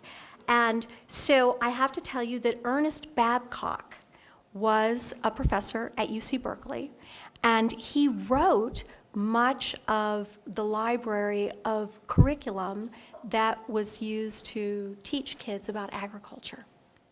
Okay, so pre-World War I, at the University of California, our campus-based faculty were the first extension advisors and the first extension agents. We had a program called the UC Junior Gardener Program, and it was at Berkeley, and it was in collaboration with the Berkeley School District.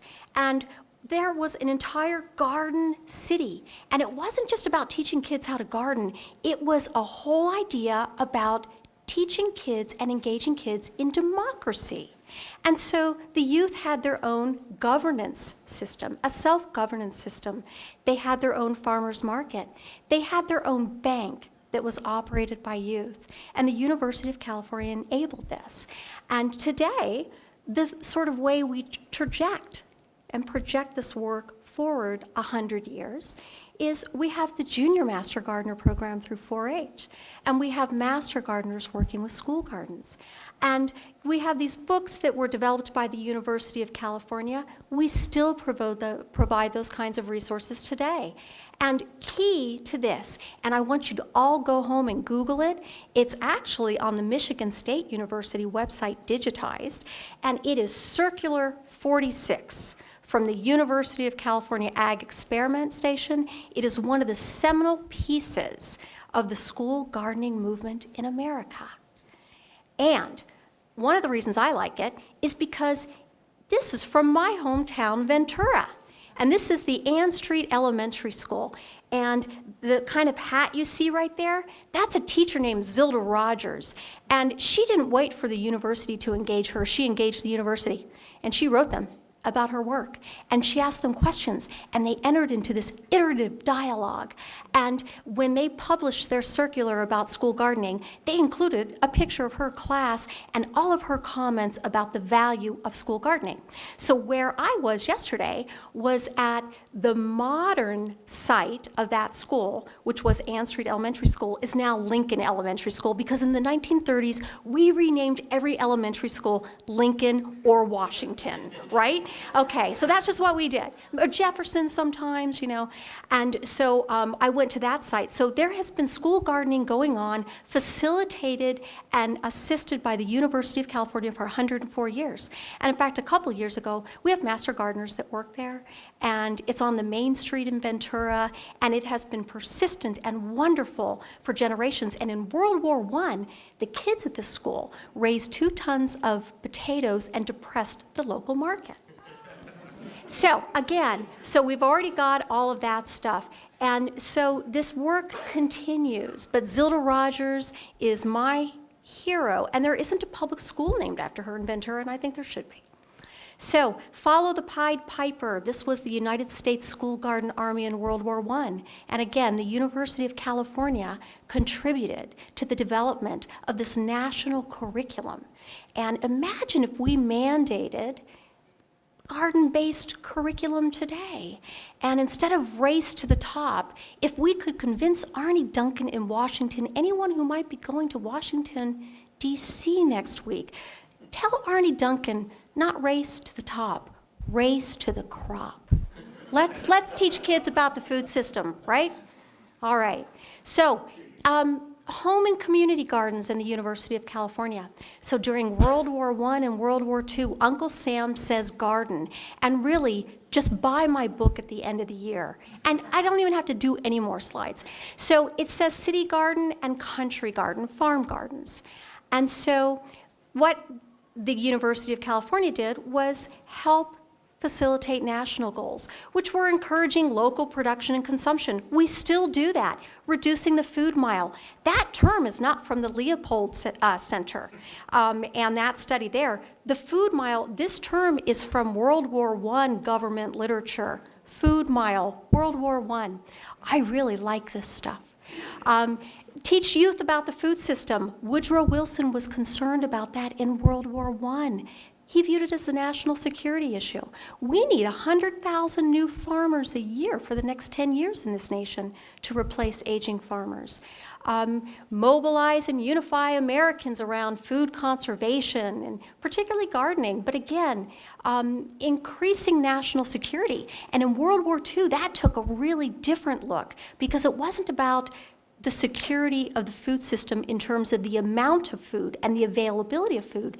In World War II, the federal government enlisted the University of California and other land grants to help with school, home, and community gardens for something they called nutritional defense. The idea that real national security lay in the health of the nation's citizens. And then out of that impulse, you get things like the National School Lunch Program. And so it's all really interesting stuff. And one of the things that I want to tell you about Ann Street Elementary School, which is Lincoln Elementary School now. So I'm there yesterday, and I'm thinking about Zilda Rogers in 1909, and then I'm thinking about this work that we do there with master gardeners, and then I'm also thinking there's a farm-to-school program in that cafeteria, in that district, which serves 17,000 kids in that district. And so the kids at Lincoln Elementary School, in that wonderful, wonderful farm-to-school program with the salad bar, are producing carrots that are being raised by beginning farmers through a group called the Abundant Table, which has leased land and is learning at the University of California Rec Center in Santa Paula.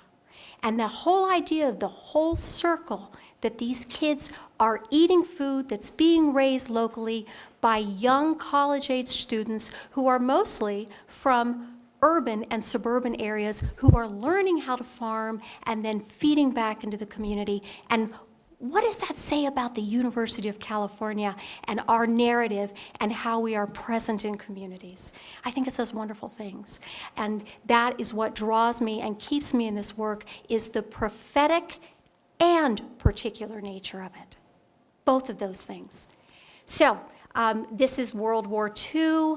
This is a Victory Gardener, a California Victory Gardener, and the University of California was very instrumental in Richmond, California, in thousands of Victory Gardens there, but 1 million Victory Gardens in the state of California in World War II.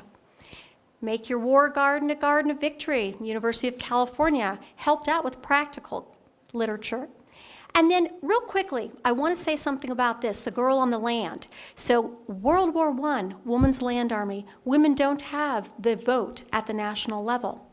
But the University of California takes a group of women and has them, students, do an agricultural labor audit one summer to basically say and confirm that there's going to be an ag labor shortage because we're going to have a draft. And then in a very wonderful, subversive way for the social good, they have these UC women at the Berkeley campus come down to the farm at Davisville and learn about agriculture, and they become agricultural laborers in service to their nation in defiance of stereotypes about women's ability to do that kind of work. And they become, in California, the first group of agricultural laborers to win rights, like minimum wage, things like that. They are provided housing by growers in the Central Valley, and they secure rights that elude other laborers for decades. And that is the University of California, making that possible, the social good, the advancement. Okay, I'm getting real excited now. I'm going to skip over this because I'm running out of time. Food commandments that the university promoted. Good today. Again, buy local foods. This is the message that the University of California and the federal government put out in World War I. Now, grow your own, be sure. This is something we do right now. Now, in terms of today, and this huge effort for school, home, and community gardens. We have 5,000 master gardeners in the state of California today, and the programs are packed. We're now getting renewed interest in the Master Food Preserver program, and the phones are ringing off the hook because you garden people want to learn more about food preservation. I would also like to point out, too, that the FNEP and FISNEP programs that the University of California delivers through cooperative extension, that they also do gardening education. And we also provide gardening education to SNAP recipients, because if you receive SNAP benefits, which are formerly called, the artist formerly called food stamps, you can actually use your SNAP benefits to buy gardening supplies and materials. So we help in cooperative extension. We help SNAP recipients extend their food dollar. We have military garden sites at military bases in our county, and 2 cooperative extension offices in California will be welcoming Food Corps volunteers next fall. And they'll be working in school gardens and in farm-to-school programs. Now, urban agriculture. In World War II, again, the University of California Cooperative Extension, huge assist in Richmond, California. Today, all over the state, we have urban agriculture going. We have a Grow LA Victory Garden Initiative. We have just funded in our division RFPs that support the development of a UC Urban Ag Portal and other resources, including some CSA research. Ryan Gauld, I think Gail Feenstra is involved in these programs. And this is really going to rapidly increase our capacity in this area to serve this growing need and excitement around urban agriculture.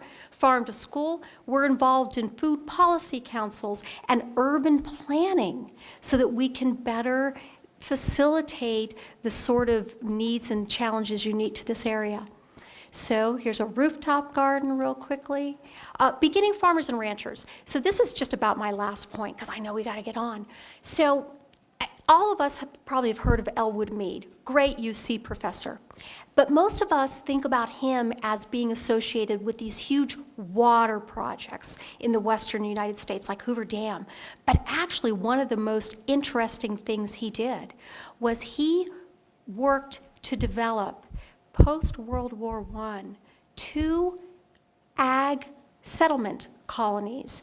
And the idea was to scoop up World War I veterans who might have been infected with Bolshevism while they were in Europe, and to sort of create some pretty ugly ideas about aliens and immigrants, but the idea of assuring farmers and taking veterans and repurposing them to the land and maybe healing them through the land.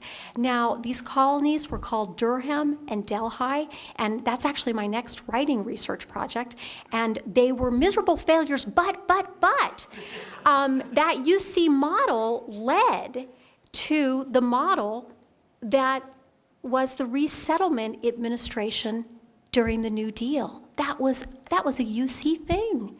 And, you know, today we're serving this clientele beginning in farmers and ranchers all over the state, and some of them are returning veterans. And so that idea, and where our next generation of farmers will come from.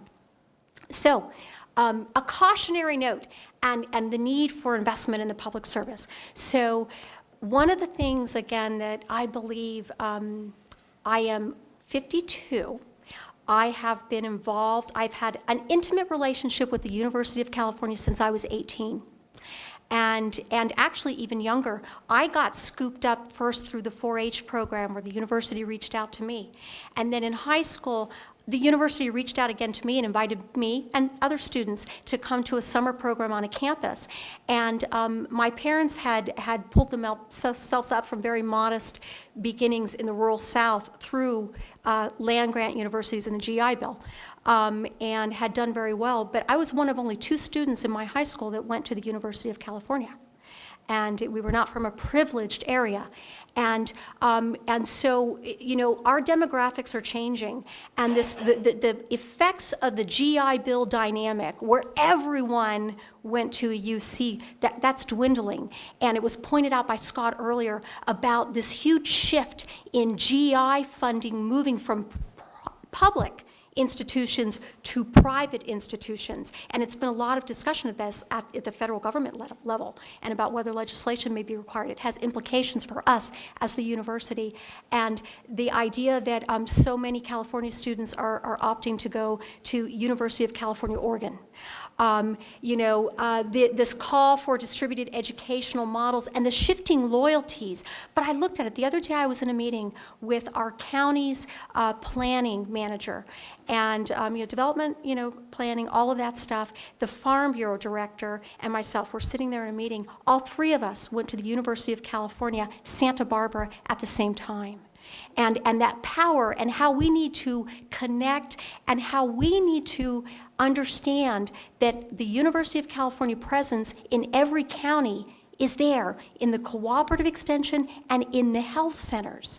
Ventura County has no UC campus, but right across the street from me, the county hospital is the UCLA teaching hospital for their family residency program, and how we need to push our work out into communities, and it's not just on the campuses, we need to push it out, and that we need to do a better job of doing that, and making the public understand that the university is part of the narrative with them.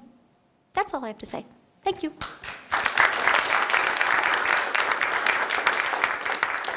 Take a quick question for Rose, if there are any, or any quick comments. Oh, total tank. You're off the I hook love till it. later. I'm off the hook. Oh, Michael's got I one. did have a question. I was watching the Heartland program, and I'm not a plant person, so forgive it. There was a vertical hydroponic systems on top of restaurants, and it was from rooftop to plate, is what they were advertising. Do you see those kind of movements of those vertical hydroponics as a... Yes, and what's amazing is I really quickly flipped over that rooftop garden.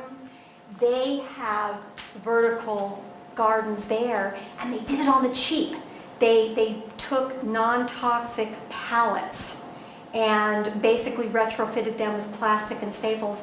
And that rooftop garden, and actually some places, particularly in Los Angeles, boy, that is really interesting right now. And in the Bay Area, you know, they're doing this whole thing where they're raising food at the top of a building and serving it, preparing it in the kitchen, serving it right there. And I think that there's a lot of potential.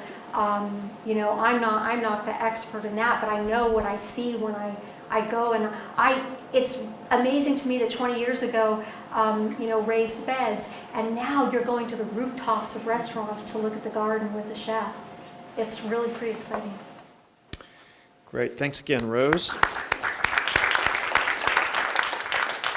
So next up, Jim Lapsley, who has a PhD in American history from UC Davis in this case, and both a practicing winemaker himself and an instructor here of many years in the economics of winemaking, long career in university extension here, the other extension.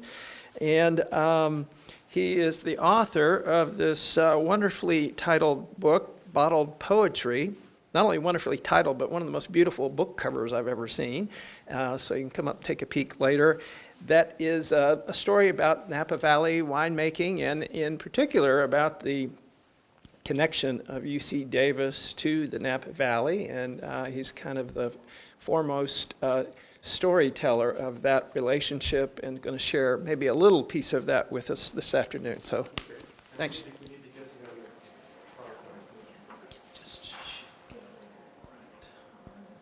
Okay, there we are. Thank you.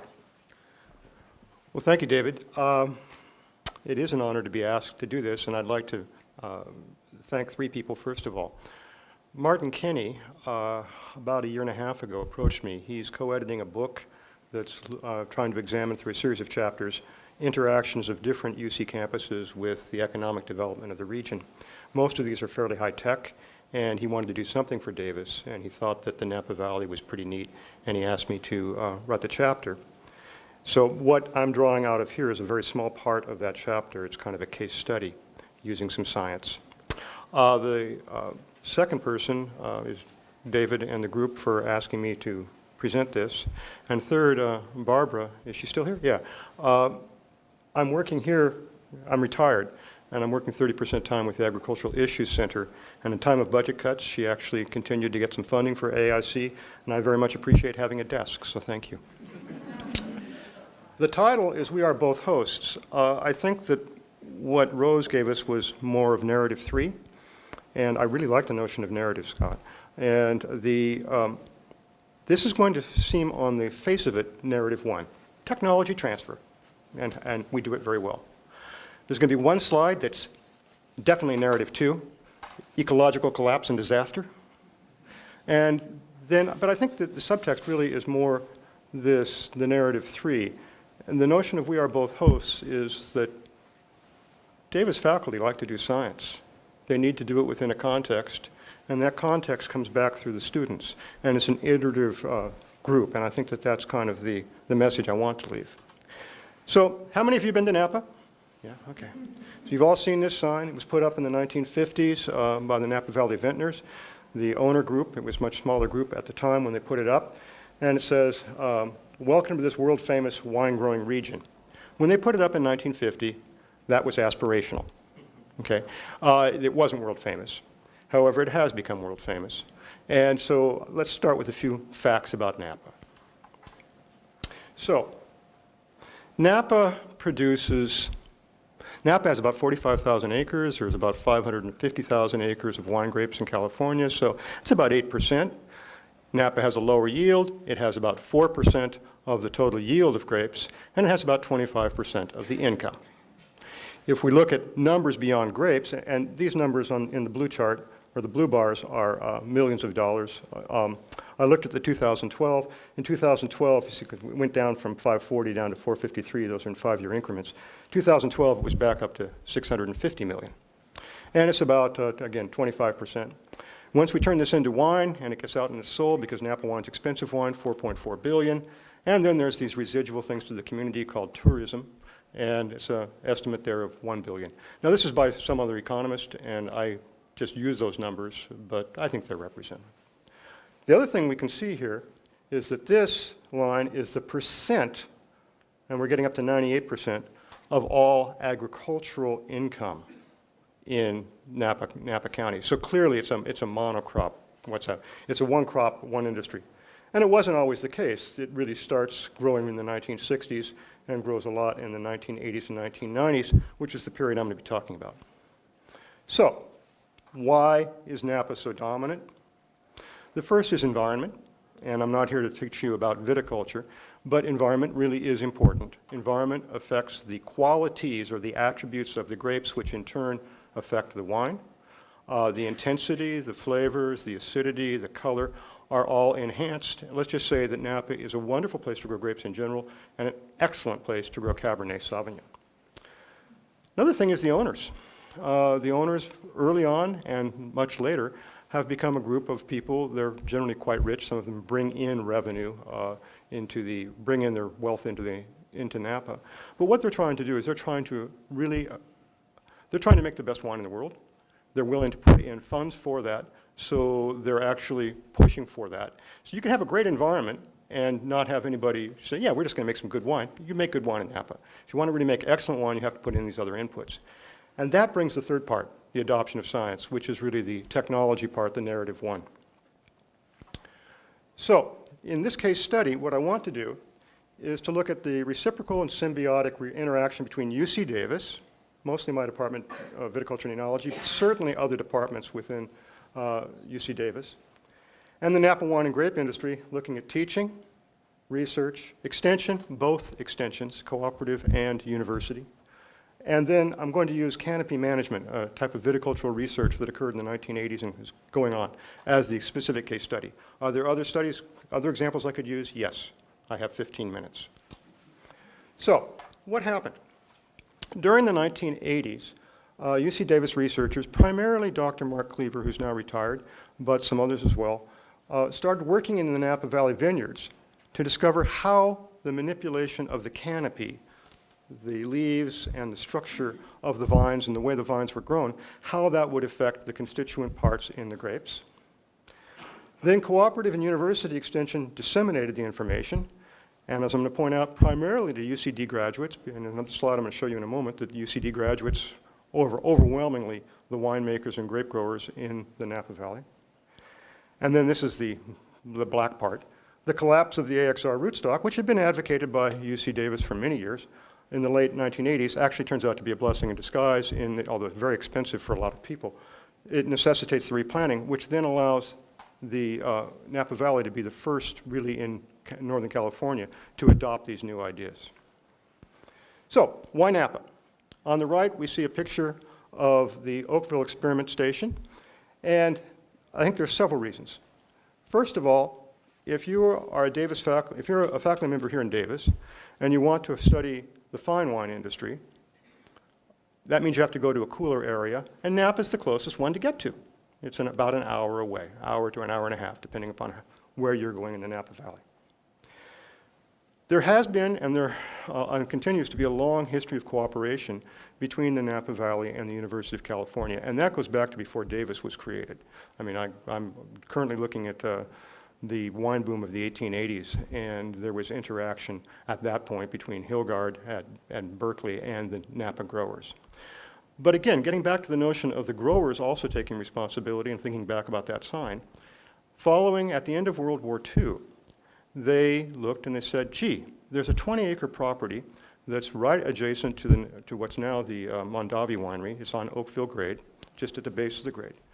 There's a 20-acre property there that's owned by USDA. It was used for rootstock trials in 1906, and it's been vacant for quite a while. We should try and get our congressman to give this land to the University of California. And they tried, and they tried, and they tried, and they got very frustrated. And so what did they do? They went out and bought 20 acres in 1947 on the south side of Oakville. Again, and this is about the most, if you wanted to go buy land to grow Cabernet grapes, this is the best part you could possibly ever do. So in 1947, they got 20 acres. We call it the South Vineyard, and it was given to the University of California. And then in 1954, they were able to get the USDA to give the land. Actually, it's a very long-term lease. If we couldn't sell it. If we ever gave it up, it would go back to USDA. So we now have 40 acres there. And this is by 1954. This we refer to it collectively as the Oakville Experimental Vineyard. So this was a resource for faculty members, especially for viticulturists. Dr. Mark Cleaver decided he was going to start a trial at Oakville. And this is Mark on the right. Carlos Tizio, who was one of his master's students and is a leader in viticulture now in Argentina, is just by him. This, unfortunately, I wasn't able to find a picture actually at the actual vineyard, so this is just a vineyard shot. But what he decided he would do is he would plant 5 acres of Cabernet, so that's essentially a quarter of the South Vineyard into Cabernet. And he was going to try 2 different trellis systems, ways of opening up the canopy to light penetration, 3 different row spacings, and 5 different pruning, which is essentially looking at different levels of yield. And any of you who have done, I know there are actual agricultural scientists out there, you start looking at this and you go, how many variables did I really want here? There are a lot of variables here. So he started that in 1980. And I should also say that the experiment station had also been kind of a center for interaction between viticulturists in the Napa Valley and the cooperative extension. I'll come back to that in a moment. So what he ended up doing after the study, and I'm jumping further ahead, is it turns out here on the left, you can see this kind of bush. This was referred to as the California sprawl. You had this one wire, you've allowed the canes to come down, it shaded the fruit, and it was difficult to pick. And remember, we're in Napa, so did it make good wine? Yes. Did it maximize the possibility? No. So what his study showed was that by opening up the canopy, we can increase berry color, we can have earlier ripening, which by the way gets now translated into higher sugar, lower the pH, so you have higher acid. It reduces the vegetal green bean aromas that are associated with shaded canopy in Cabernet. You have higher tannin levels, which the winemakers can then play with to get more extraction, and it reduced rot. All around, a really good thing. So while Cleaver was putting these in, some other viticulturists came and they said, gee, we see you're putting in a trial. He goes, yeah. Why are you putting it here? Well, because we have the space. We'd like to cooperate with you and have you do some at our various vineyards. And we can do maybe something not quite so, not so many variables, and we can look at individual things. And not only that, we'll make the wine out of it, and we can taste it, and we can see how it really turns into wine. And so in 1982, the North Coast Viticultural Research Group was formed of 8 wineries, the 6 of which, the top 6, are all Napa wineries. I just want to point that out. And then the other 2 on the bottom are from Sonoma. But if you notice this, Bill Fries, later on at Mondavi, PhD in biochemistry from UCD. Roland Wilkinson, BS from UCD. Tucker Caitlin, BS in fermentation science. Bob Steinauer, master's in Fresno State in viticulture. Will Nord, master's in actually vocational agriculture, but he was the head of viticulture for Domaine Chandon. Ed Weber, both a bachelor's of science and a master's of science from UCD in Department of Viticulture and Enology. He later becomes a farm advisor. Zelma Long, very well known in the industry and actually now married to Phil, BS in Oregon State. She didn't finish her master's at Davis because Mondavi just hired her away, but she did work here. And then Rob Davis, the leader at Jordan, BS UCD. The point that I'm trying to point here is that these were all former students that had been trained here at Davis. And so this is interaction that's occurring with faculty. And so this slide here, these are the numbers of wineries increasing, and so this is statewide and this is in Napa. New wineries need people with technical expertise to run them. They need winemakers and they need viticulturists. And so there was a huge demand in this period, and there still is, for trained technical people. And it was Davis that was supplying that. Over here is a different study, and again, I want to thank Mark Kinney for this because he was really the one who started doing this. But what we did is we looked at 231 Napa wineries, their websites, didn't include everything. but trying to see where are these winemakers from? Well, 180 claimed that they were from UC Davis. Because I think what they said is they studied at UC Davis. The next was University of Bordeaux and then Fresno. Again, an incredible domination. And I think that this is one of the things we forget when we're looking at the land-grant institution, is that teaching is also a very, very important part of this. And here we teach, especially our master's students, to be scientists and to learn how to do their own experiments because we know that they're going to have to solve things in their own contexts. So this is the bad slide. In 1983, phylloxera, which is a root louse that eats vinifera rootstocks, was found in the Napa Valley. There had been a huge boom in the 1970s, so there was a vast level of planting in the North Coast in the 1970s.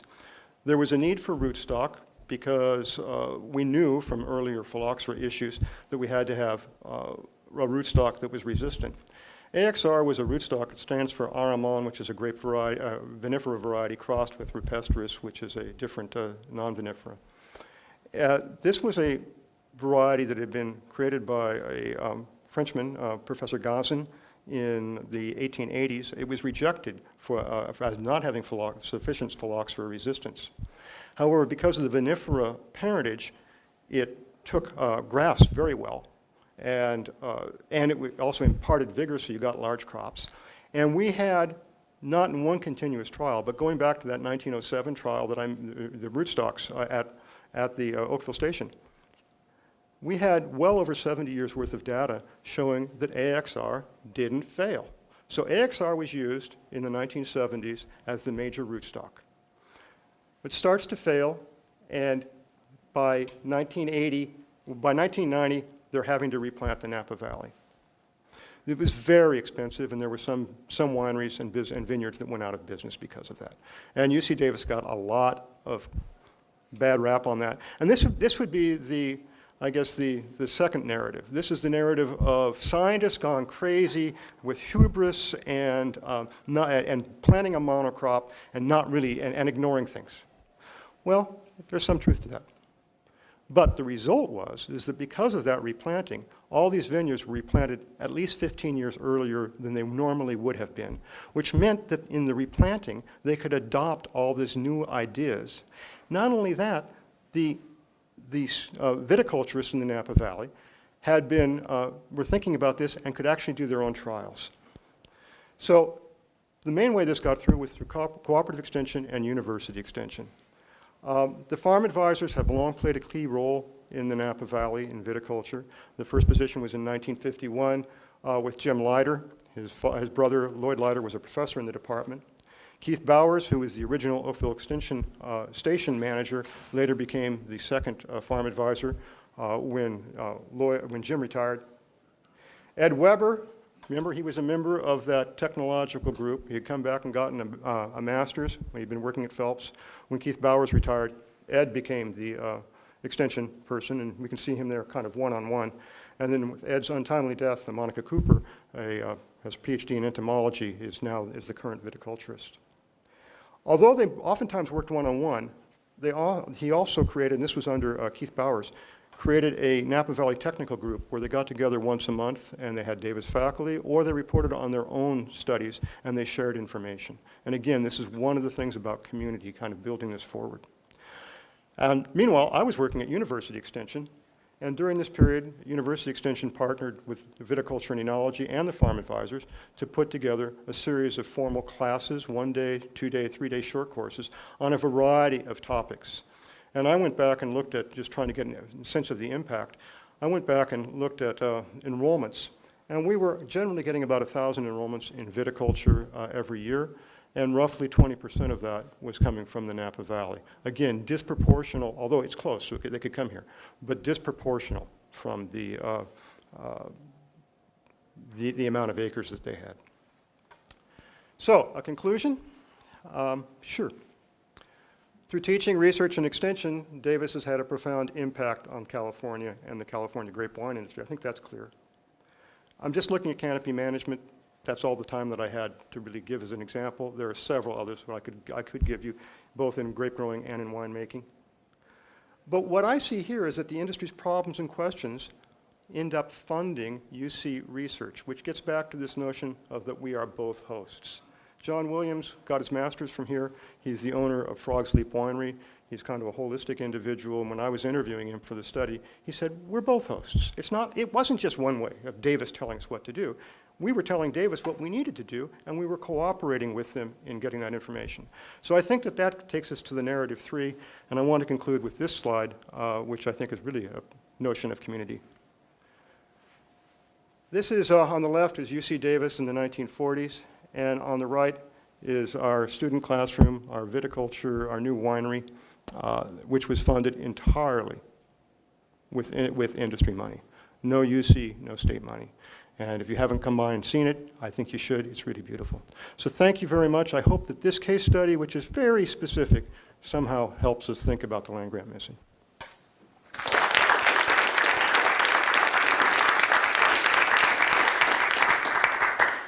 Mark, you had a question? Yeah, so I got in touch with Jim on, the Office of the President funded us to do a book on the various interactions between UC campuses. Everything else is high tech. And I thought of Davis and I was looking around, I said, I'm going to do this research. And then somebody said, well, Jim has already done it. Now I go around the country describing my book of these interactions between university and industry. And everybody wants Jim's chapter and not the other ones. They haven't read it yet, though.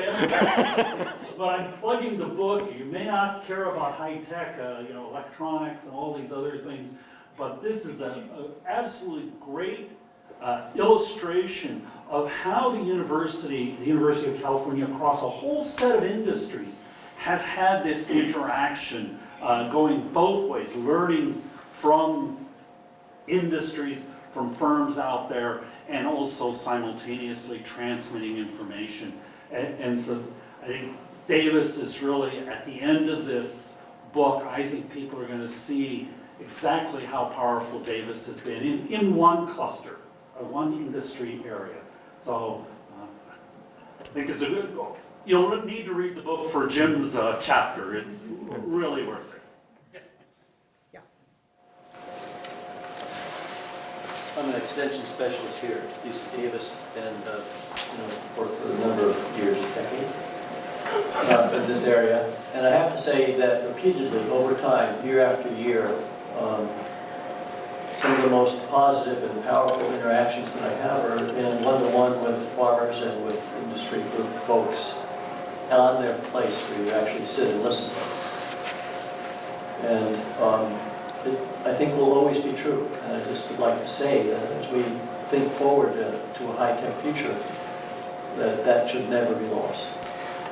I agree with you. Let me make it, we were talking about this at lunch, and the real question is, how do we afford that?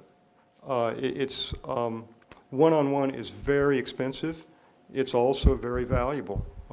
And I think we're going to see more and more. What happened in the Napa Valley I'm talking about, of course, was that there were groups that were getting together to talk about things. But there was still Ed Weber, and before him, Leiter were out, and Keith Bowers were out talking with people individually, one-to-one, and I could give you lots of examples. But it's going to be very difficult. Yeah. Yeah, Barbara. So as we just said, how can we not afford it? Yeah. Because once again, you showed an example of that negative narrative, which I was trying to articulate, but maybe not so well. And the positive and really forward-thinking part is we learned from that negative narrative, and we learned because science and education and learning and that two-way street was still going on, so that when we recognized that we could move forward with alternative solutions based on the best science available at the time.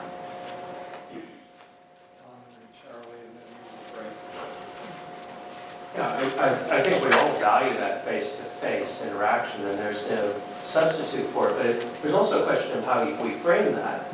And the studies that Keith Warner did about the biologically integrated farming systems in California that work Sarah did was, yeah, these are face-to-face, but they're actually network interactions, which I think is a common feature of high tech as well. And so it suggests a different kind of a replication model that actually could be quite powerful in terms of network externalities, combination of personal relationships and communication technology. May I do that, and then I want to tell a story, and then we'll be done. Because the narratives are good. Go, please. Okay, well, just the observation that we're talking about a system, the land-grant system. And Jim has done a great job in showing the impact of teaching and how that is an information delivery. And the point I want to make, however, is that in extension, it has been described as technology transfer, which it is, but it also represents a tremendous feedback mechanism.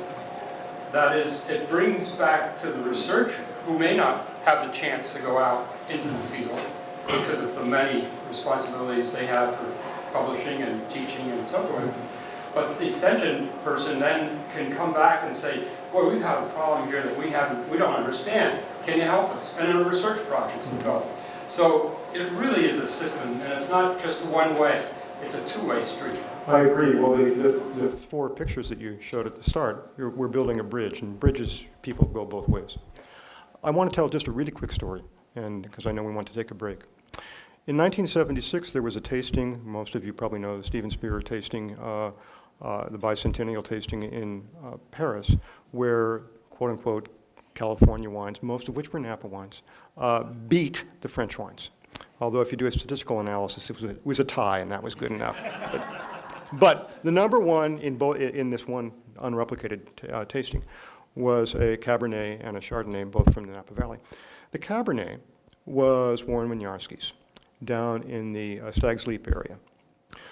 Warren had settled in the Stag's Leap area because he had had a wine that was from the Fay vineyard that was local, right by, from Cabernet that he was really impressed with.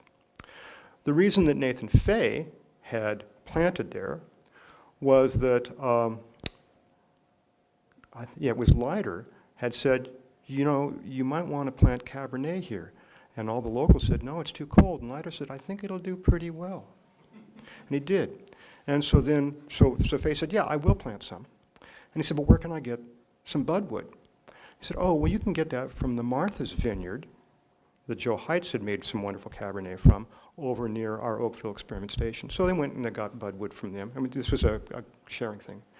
And then the Martha's Vineyard, the manager says, yeah, you know, we got all our budwood right across the fence from the and got it out of the Oakville Station. It's a nice way of looking how one-on-one actions do have existence. Thank you.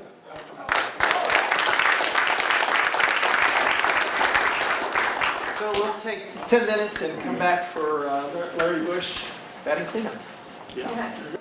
Thank you all for your continuing energy here, and I'll just remind you, after our final speaker, we're going to have a chance to bring all the speakers back up, and you know, depending on how much energy we've got, we'll have some time for some group conversation at that point.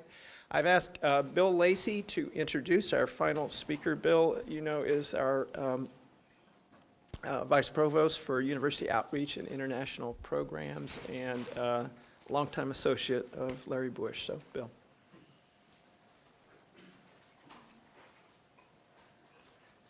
Thanks, Dave.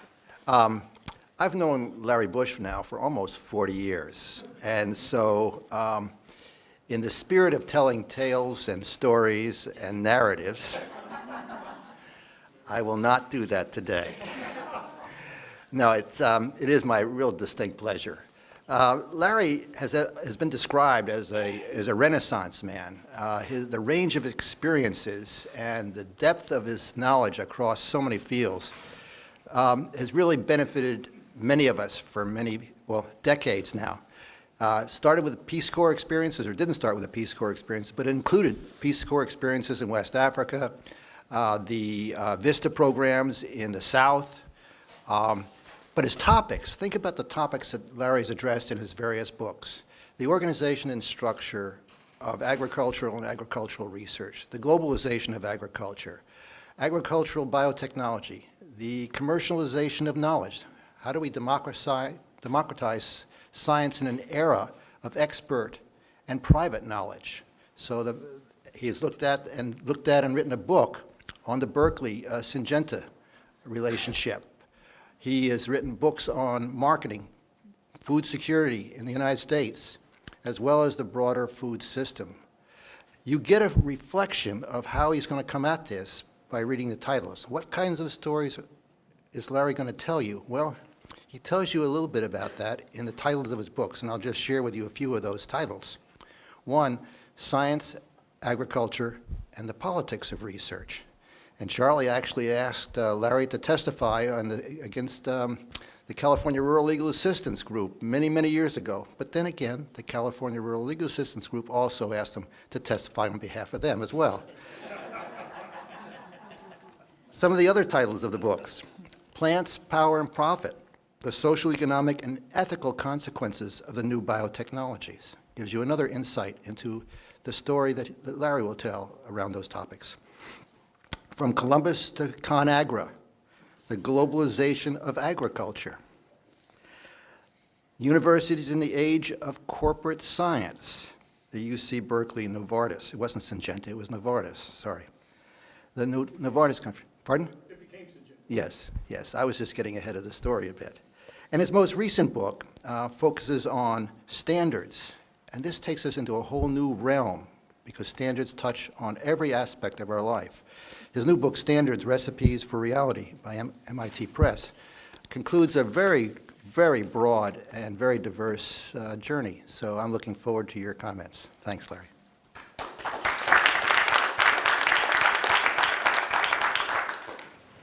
Thank you very much. A pleasure to be here. I should begin by noting that Bill is being unnecessarily modest since he was co-author of a significant number of those books that he just listed.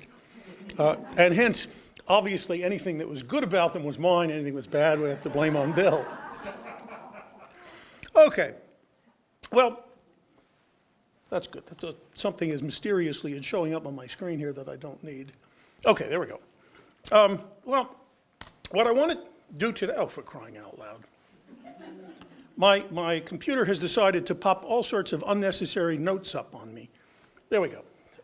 So what I want to do today is to first talk about neoliberalism, and I'll explain in a minute what I mean by that. Then I want to talk about its consequences for administration, for education, for research, and for extension and outreach. Then I'm going to very briefly note some of the crises that you're all well aware that we currently face. I'm going to ask what can be done. I'm going to make some pretty outrageous and perhaps wrong proposals for change. You can be the judge of that. And I'm going to then conclude with some suggestions that sort of try to wrap this all up. So let's begin by asking this question: what am I talking about when I'm talking about neoliberalism? And what I'm talking about is that since the collapse of the Soviet bloc, governments have embraced markets. Markets are viewed almost universally as the solution to all political and economic problems and as the primary source of individual liberty, based on work by people like Howard Becker, Milton Friedman, and F.A. Hayek, among many, many others. Now, this is a relatively new phenomenon over the last, say, 50 to 70 years, but particularly since the collapse of the Soviet Union. And what these folks self-define themselves as is that a transformation, all institutions should be transformed into markets or market-like institutions, or at the very least, competitions.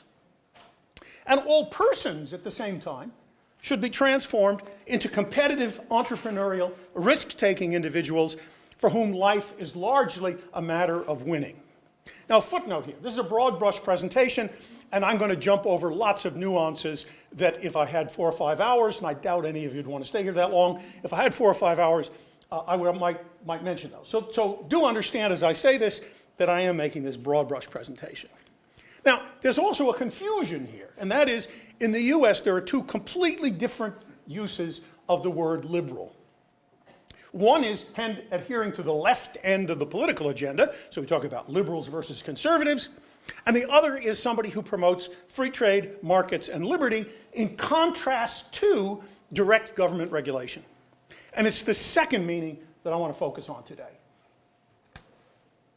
Now, the peculiar thing about neoliberalism is that, as Phil Morawski, an economist at Notre Dame, has noted, it's best understood as a thought collective. That is to say, there's no rigid adherence to some very clearly stated doctrine.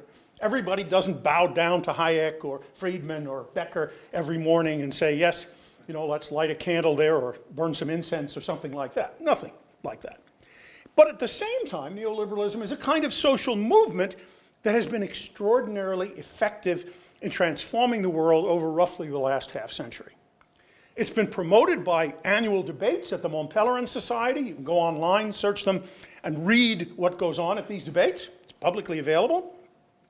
And it's been performed very differently in different places and different times. So neoliberalism in the United States is not what it is in Britain, is not what it is in France, certainly isn't what it is in Chile, and certainly isn't what it is in Iraq. But all that said, neoliberals argue that markets and competitions are the best way to organize institutions. They reject the notion of laissez-faire. No, states are there to promote markets and institutions. We need to turn states around from staying away from the market, letting the market do its thing, to actively promoting it. And at the same time, neoliberals are very interested in reconstructing selves as entrepreneurial, autonomous, and risk-taking. And individual choice, as anybody who lives in American society knows, is promoted almost ad nauseum. The neoliberals have, I would argue, succeeded in recasting the land-grant universities, and for that matter, most universities, over the last several decades. And that has consequences in the 4 domains that I mentioned a moment ago. So let me start off. Oddly enough, I'm going to start off with administration. I hope the provost doesn't start throwing tomatoes at me.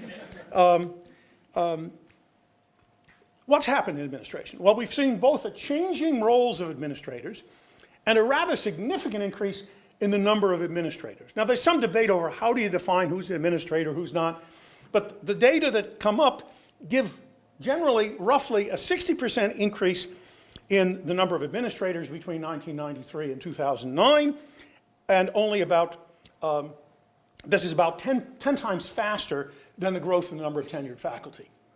And the question then becomes, why? Now, some people say, well, this is because, after all, administrators are in control. If you need another administrator, just hire one, whereas if you're on the faculty, you've got to make the case to the administrators to hire them. Well, that might be true a little bit, but frankly, I don't buy that. What I would argue is that, first of all, there's been an explosion of new unfunded mandates. Crime reports, the books that people order, the salaries of graduates, sexual harassment. We can go on, and you could list pages of new regulations. In addition, there's been the adoption, and I would argue this is either knowingly or unknowingly, but there's been the widespread adoption and pressure from politicians to do this, to adopt what's known as new public management, which is, according to one observer, a combination of free market rhetoric and intensive management control practices. And what NPM does is involve the use of audits of all kinds to control actions. And states and federal government have increased their mandates for universities. They've increased the cost of collecting and analyzing, but the cost of collecting and analyzing these data with all these audits is essentially rarely considered. So you have enormous amounts of auditing going on, and of faculty, auditing of students, auditing of extension staff, auditing of everybody on the university faculty and staff, auditing of just about anybody. And of course, this is not unique to universities, right? You see this across the board, all institutions. In addition, we come from a tradition in which most managers, especially top managers, were academics, to finding more and more people in top management positions at universities who are formal administrators. That is to say, they're people who developed their careers as administrators and spend most of their careers in administration and maybe have never been in a classroom. We see a gradual slide, I would argue, of administrators as protectors of faculty from a whole variety of outside influences, including defending academic freedom, among other things. It's not to say people don't do that, towards managers of faculty. And this, again, I would argue is not because administrators have some evil intentions here. It's because much of this has been forced on administrators, or administrators have succumbed to it, seeing, well, that's not too unreasonable. There's also been this creation of administrative careers. and enormous top salary growth among administrators. So for example, the presidents of both Ohio State and Texas A&M universities, 2 land grants, have total compensation that's now in the neighborhood of $2 million a year. And I'd have to ask, why? I'm not going to answer that question, but okay. In addition to that, we've seen university advertising and marketing grow at a rather fast pace. It's not at all uncommon these days to have marketing offices, and these use data from various ranking organizations and promote these. The strangest one I've ever seen was in an airport, I believe it was in Dallas, that said such and such a school was ranked 21st in its category. Why would you advertise that? I have no idea. Anyway. But one of the problems with these things, of course, the ratings themselves, if you get a good rating, my gosh, you put it up on the webpage. If you get a bad rating, you say, well, you know, this rating system really is broken. It doesn't work right. Okay? And the fact is, most of these rating systems are rather sloppy. They include enormous amounts of poor quality data. They rate things on which universities don't really have any particular influence on, and so on and so forth. And finally, of course, the flip side of all this is a vast growth in the number of adjunct faculty who are often poorly paid, have insecure jobs, and make up a growing proportion of the faculty just about everywhere. There we go. So we've also seen, of course, a change in university support. State funds have declined, tuition has gone up, public and private grants everybody's pushing for, although the numbers, obviously not everybody can participate in what is essentially an almost static pie. And of course, the pressure to create donations, to create development offices that promote all sorts of things. Please donate for X, Y, and Z. We'll name, I don't know, the water fountain out there in the hall after you if you'll support it, is not entirely uncommon. We also see the development, and this comes back to new public management, of thinking of universities in numerical terms. Quantitative data to govern universities. Now note, the corporate sector is doing the same thing and has also had some fiascos as a result of this use of quantitative data. The problem is that the numbers for this quantitative stuff almost always come from convenience samples.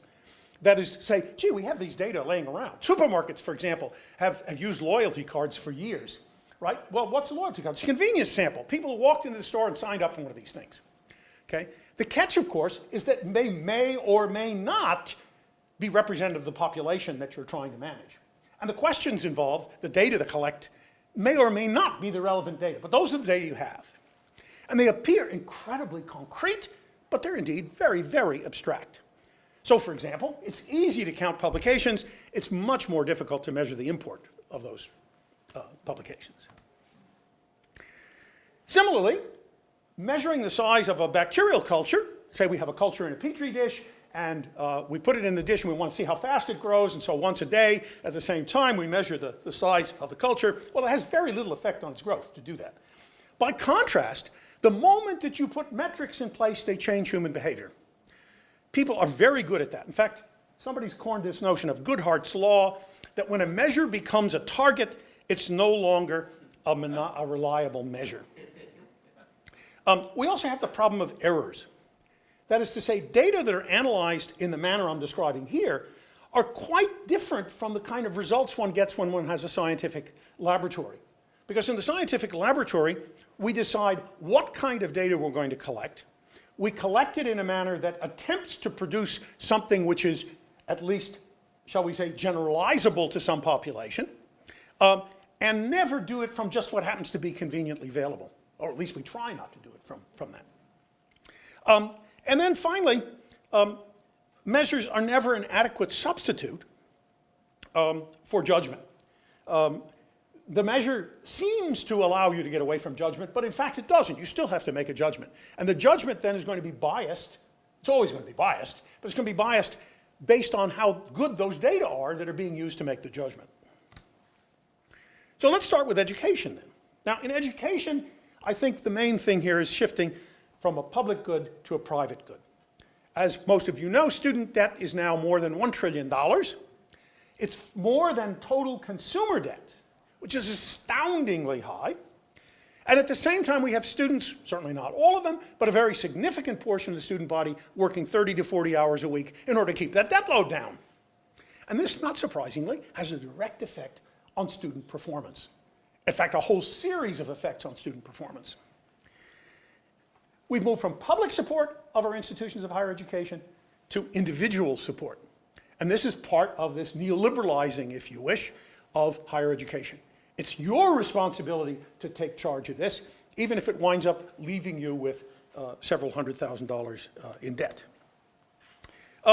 We've seen also, as a result of this, because tuition has gone up, a rise in the number of for-profit competition schools that are out there. Somebody mentioned the University of Phoenix. It's one of the examples, although it's having some difficulties now. It's closing down a whole bunch of campuses.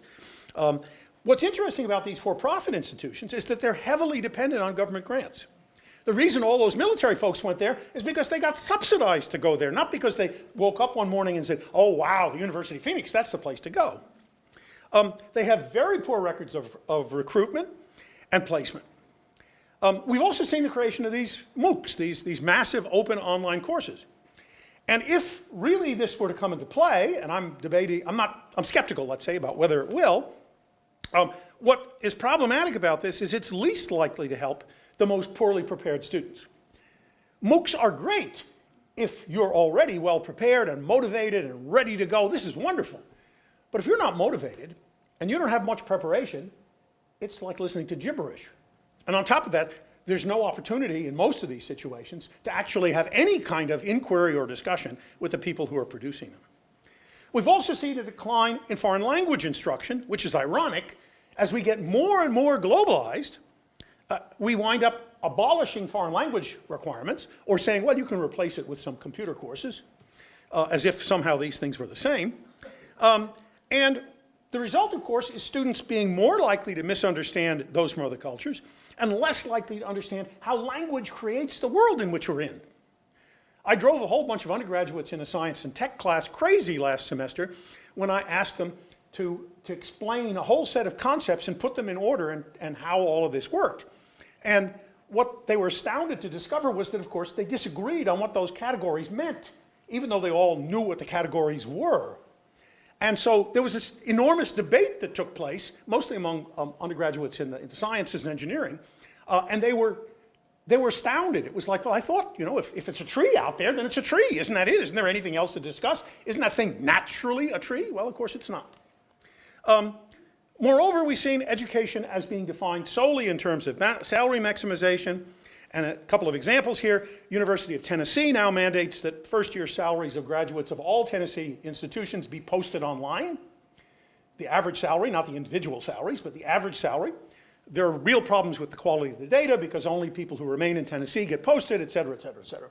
But nevertheless, it's saying what counts here is how much money you make. And of course, it also assumes first-year salary is some good predictor of long-term salary, which it's not.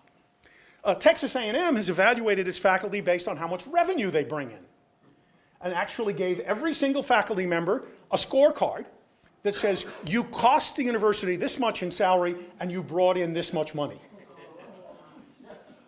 I don't know what to say about that. We've seen a growth in testing for knowledge, and particularly in standardized multiple choice type tests, which in part are the result of a decline in the number of teaching assistants. If I've got a class of 300, it's going to be darn difficult for me to read 310-page or 15-page essays, not within a reasonable period of time anyway. Moreover, there's pressure building for national standardized tests for university students, which are much like those already given in elementary school. And I would argue if this is done, it will drastically reduce the creativity of the university curriculum. Also, we discovered that students now spend half as much time studying as they did in the 1960s. 32%, according to one study, didn't take a single course that required more than reading 40 pages a week. Half did not require any course that required writing more than 20 pages over the course of a semester. These are national studies of four-year and research universities, with not much distinction, as I understand it, between the two groups. Whoops. We've also seen a dumbing down of higher education, in that I certainly know from my own experience that I now get upper division and even graduate students who cannot write a straight sentence. And of course, the reason for that is they never had to write a straight sentence. They didn't even have to write a crooked sentence, for that matter. And perhaps worst of all, we see a rise in plagiarism an astounding rise in plagiarism. And let me just give you one example here. This is a website. You can go and look it up, lashzone.com, that advertises, note what it says over there on the side here. If you recognize some of your teachers in this photo, you will need our help. Now, it's worse than that. It's worse than that, because here's directly off the website. I made it a little larger so you can read it. I won't read it out loud. You can read it yourselves.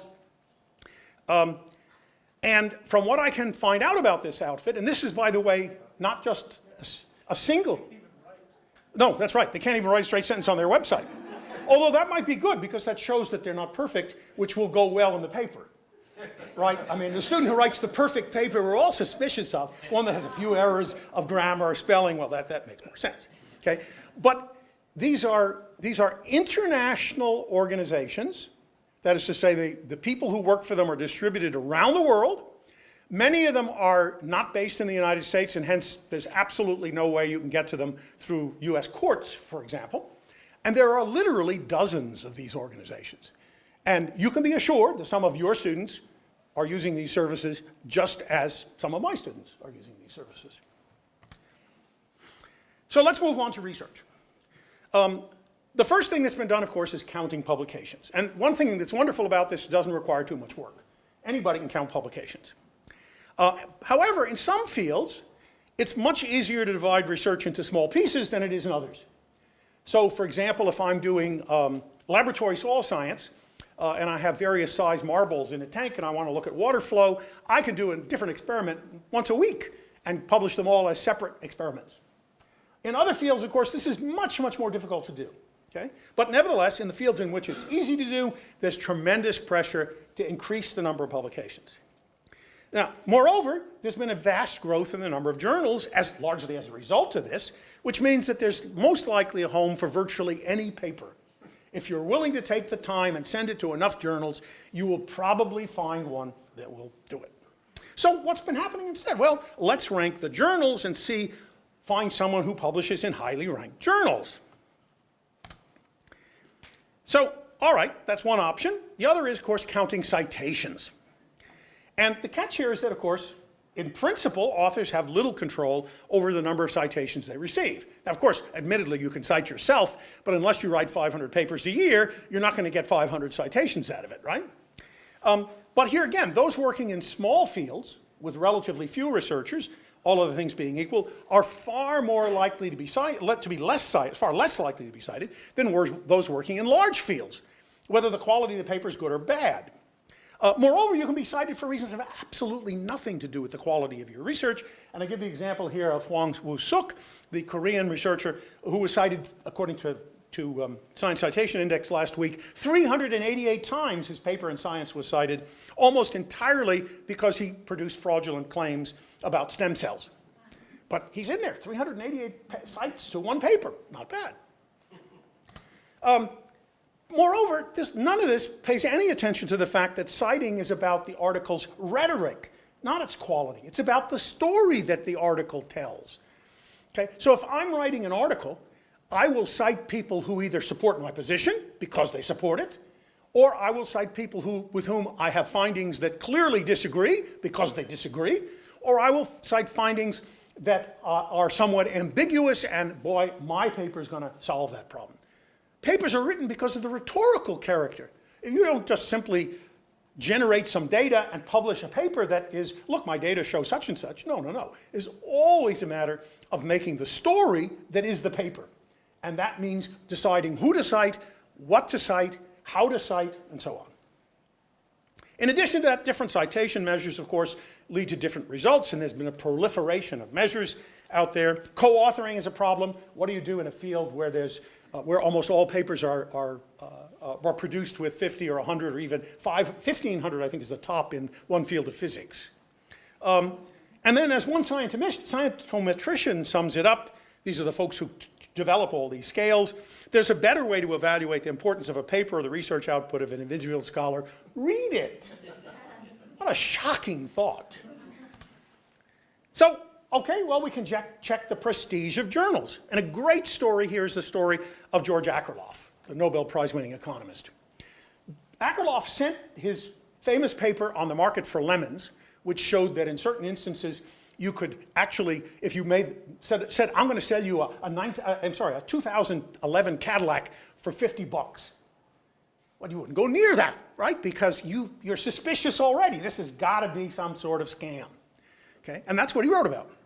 It was rejected by the American Economic Review, the top journal in the field, and was eventually published in the Quarterly Journal of Economics, a much lower level thing in terms of the prestige of the journal.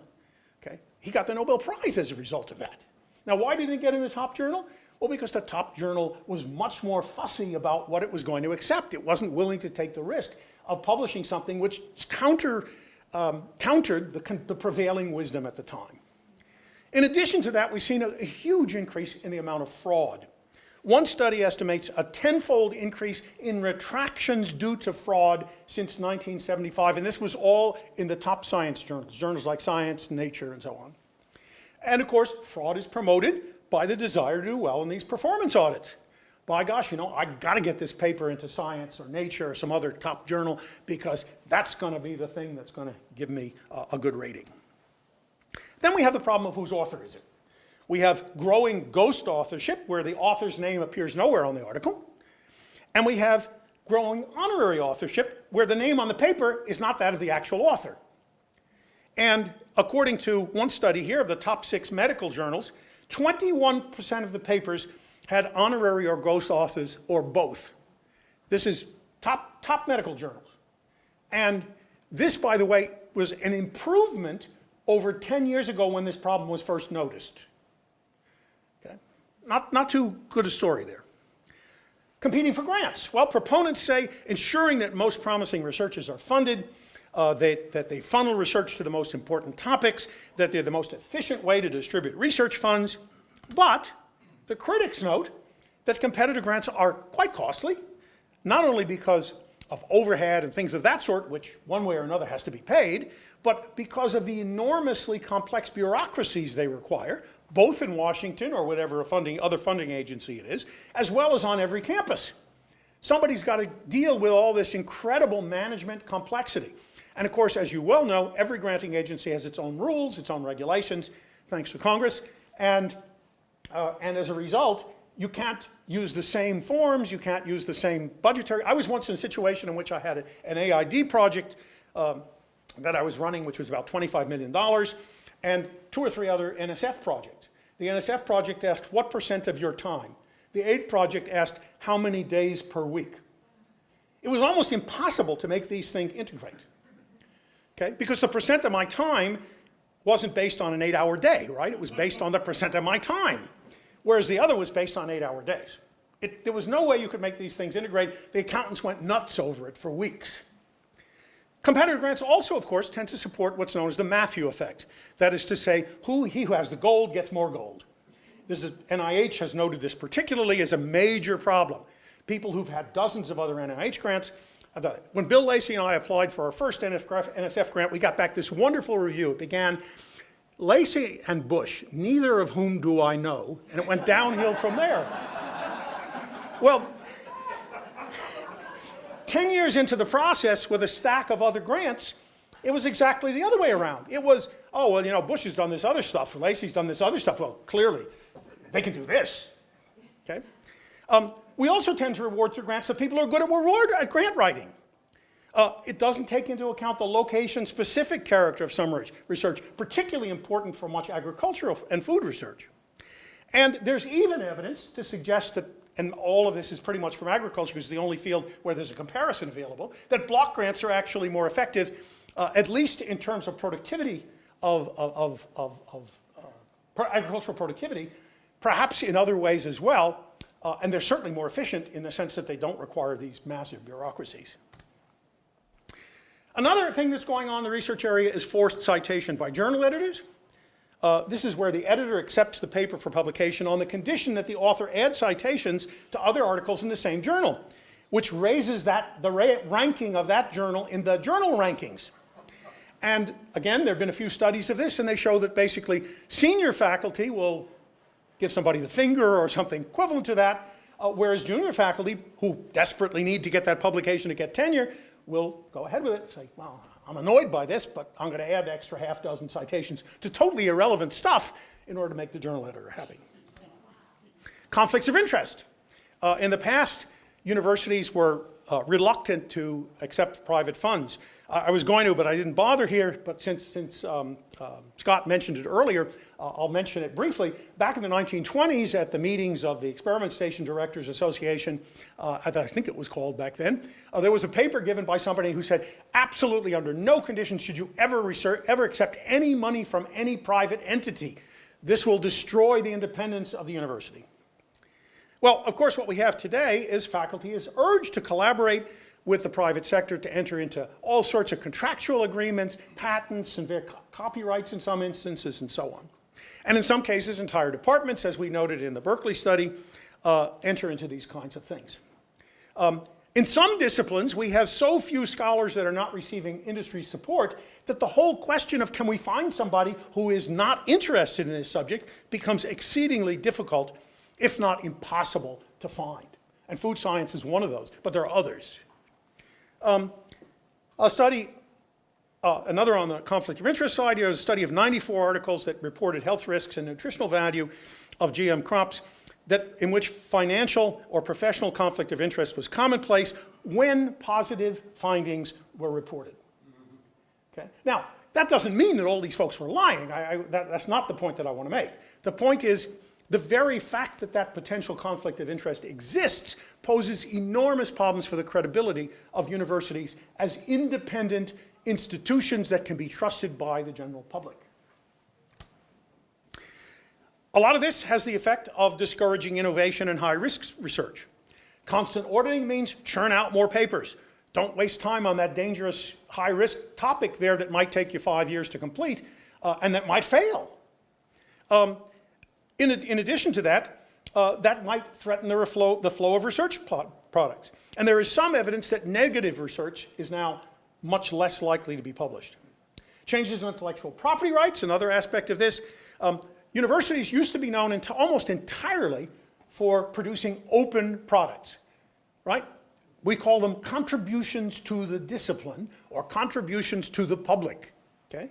But proprietary knowledge has become now embedded in universities. Moreover, getting to do research on protected innovations becomes a major issue. So a few years ago, as some of you probably know, a group of entomologists and pathologists wrote an irate letter to the EPA complaining about the impossibility of doing research on the environmental impact of genetically modified crops because the companies that have patents on those simply refuse to allow anybody to do it.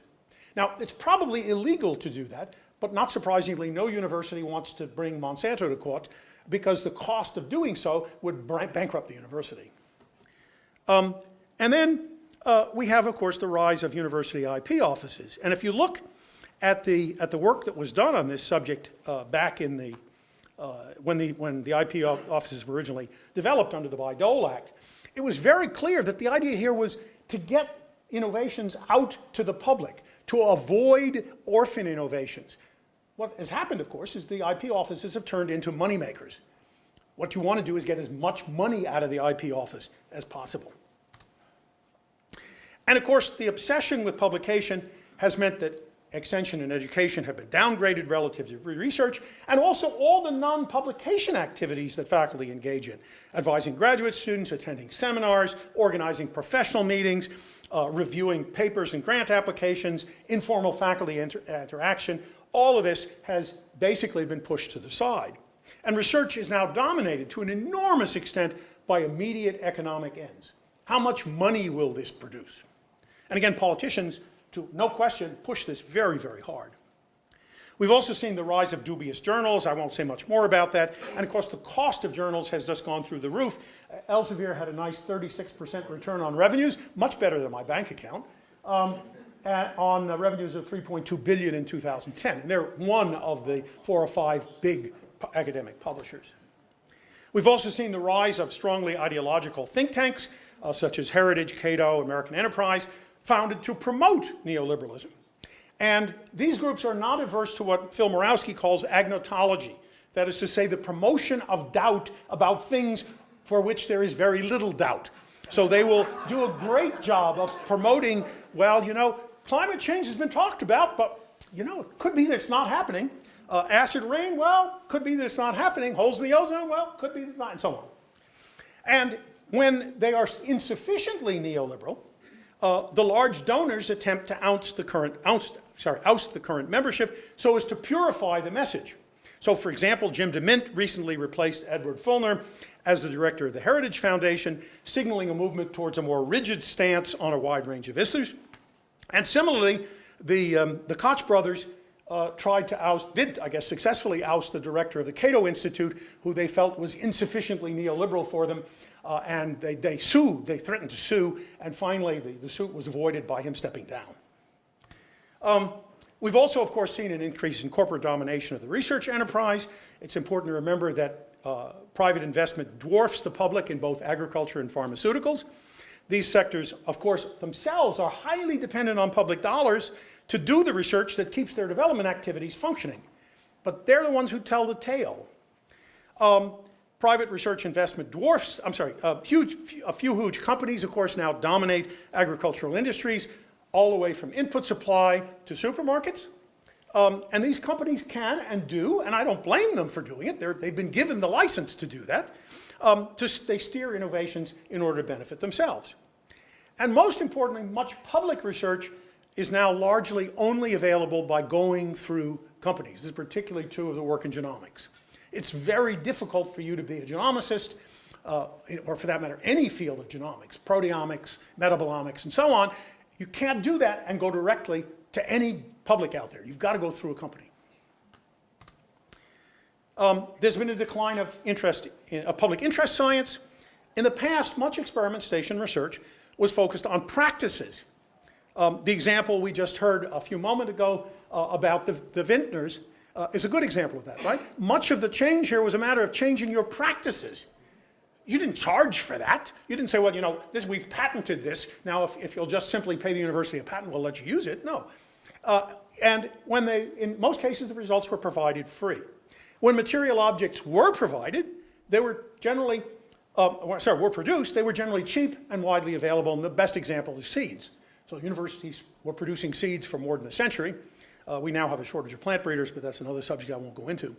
But this is research that has relatively few market benefits, and hence it is disappearing. And two examples I give here: biological control, which was already mentioned a few moments ago, which has sort of started to fade away, because after all, biological control, once you buy the insects and start raising the insects, you don't need to do much else. You don't need to go back to the market. And apomixis is another example which is directly relevant to genetic modification. It's a great irony. Apomixis, for those of you who are not familiar, is the replacement of sexual by asexual reproduction in plants. And it produces cultivars that are genetically identical to the parent. So it's like producing a hybrid that will self-replicate. Well, from a farmer's vantage point, this would be wonderful, right? I buy my, whatever the plant is, I buy the seeds, I plant them, the seeds are harvested, I plant them again. I can do that through maybe 4 or 5 generations before there's any significant drift. But of course, from a market perspective, this is an absolute disaster. You don't want those blasted genetically modified geneticists and genomicists focusing on this kind of stuff, because this is going to undermine the market. Let me move to extension in the few minutes that remain. Of course, the farm population's decline is in part linked to the extension, to the decline in support for extension. But I would also argue that, at least looked at nationally, extension has failed to change or enlarge its support base. It's tended to avoid controversial topics. I was delighted to hear about those 2 women in Oklahoma who were doing some really exciting things, from what I could tell. And the extension model that's used is often obsolete. It looks like this. And this is the model developed by the late Hugh Bunting, a British agronomist who Bill and I got a chance to meet many years ago. And he said that the way it works is the researcher shoots an arrow through the extension agent into the farmer. Okay. A one-way street, that's the way that it goes. And we've also seen, of course, the rise of private extension-like services. To neoliberals, this is wonderful. Extension is an interference in what would otherwise be a flourishing market for farm services. Just get out of the way. And these services, of course, are growing as money for extension declines. Naturally, they exclude those who are unable to pay. and they change the nature of the services provided, since very often these services focus heavily on the purchase of a product. So we'll tell you which variety is the best one to grow, but it happens to be ours. And it's the most expensive one that we have. There's also a growing gap between research and extension, despite some of the things that were said here today. Again, this is not everywhere, not every single case, but much of the research that's done simply can't be used by farmers, not directly. It has to go through the private sector first. So I would argue extension needs to rethink this one-way model to the extent that it still dominates, and that every university needs a cooperative intention service. That is to say, you need to make this thing work both ways, again, as was suggested very nicely in the presentation about the wine growers, grape growers. And finally, the university is seen as a growth machine. Universities are not just simply to be producing things that are economically potentially interesting, but rather they're the engines of economic development. Now, all of this would be of minor import were it not for the major crises we're facing. And here are a few of them. I won't even bother to say more than that. You can read them for yourselves. The point is that these crises are wicked problems. They cannot be resolved through puzzle solving. Each requires changes in technologies, in laws, in standards, in norms. And doing one thing, making one thing start to disappear, means you suddenly create another problem over there. Grappling with these problems is a necessity. We can't just ignore them. They're a necessity for us, but they're also a necessity for future generations. If we don't do something about them, we leave an enormous burden to our grandchildren. And although my 5-year-old grandson is strong, he isn't strong to carry that. So this leaves us with two major questions then for land-grant universities. What kinds of selves should land-grant universities produce? And what kinds of universities should land-grant universities be? Now, the second one of these questions has been answered thousands of times. You heard some of the versions of these answers a few moments ago. But I would argue that answering the question requires a double answer.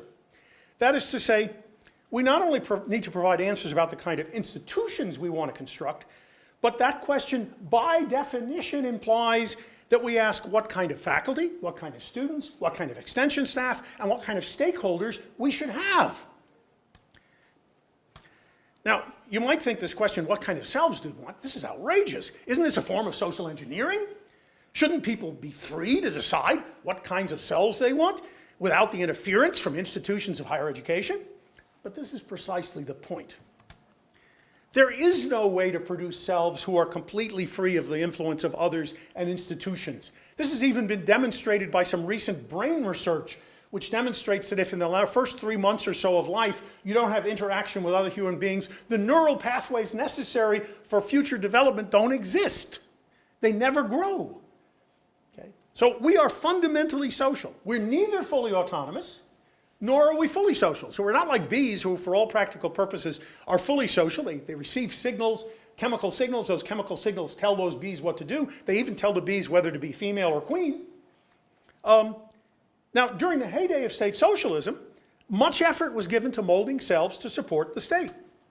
Since the Cold War ended, the effort to mold selves as autonomous, market-oriented actors, that is to say, as the ideal participants in a market society, has emerged as its replacement. This is just a mirror image of state socialism. This is not an alternative. This is just state socialism turned on its head. To achieve liberty, I would argue, you can't force everyone into a predefined mold. Liberty and freedom require that people become reflexively aware of how others influence their self-formation, that they have the ability to decide, within the limits of social life, what kinds of selves they want to have or be, and that they acquire the wherewithal to change their selves over the course of their life course. So today I might want to be this kind of self. By the way, we all do this on a daily basis, right? The self that I display here is not the one I display to my wife. It's not the one I display to my grandkids. Everybody has multiple selves. That's normal. And we have multiple selves both over space and time. So what changes might help us to design new and better universities, as well as new and better selves? First of all, I think we need to provide security for those who inhabit universities. We've moved from a place where universities were places where you could pursue education or research or extension with security to one in which insecurity is promoted through incessant audits, through fewer people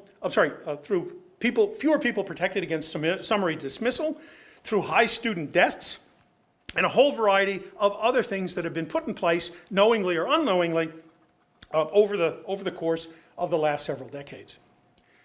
We need to build learning communities. That is to say, communities in which everyone is learning. Again, the one you heard about, viticulture, I think is a great example of that kind of thing.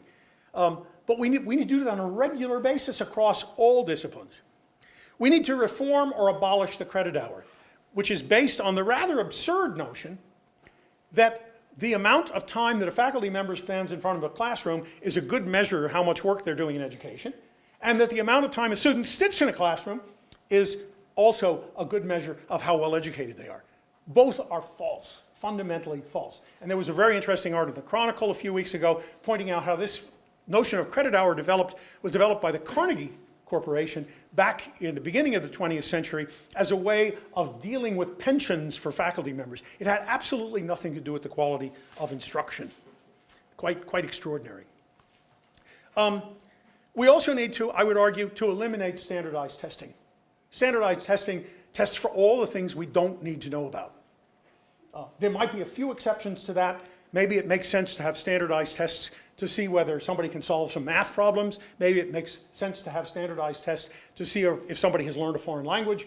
But I would argue that anything that requires higher level skills, critical thinking skills, is poorly served by standardized testing. And we need to eliminate the use of classroom lectures. Classroom lectures are less and less useful. The evidence is this is really strange. My mouse has just simply vanished. Oh well.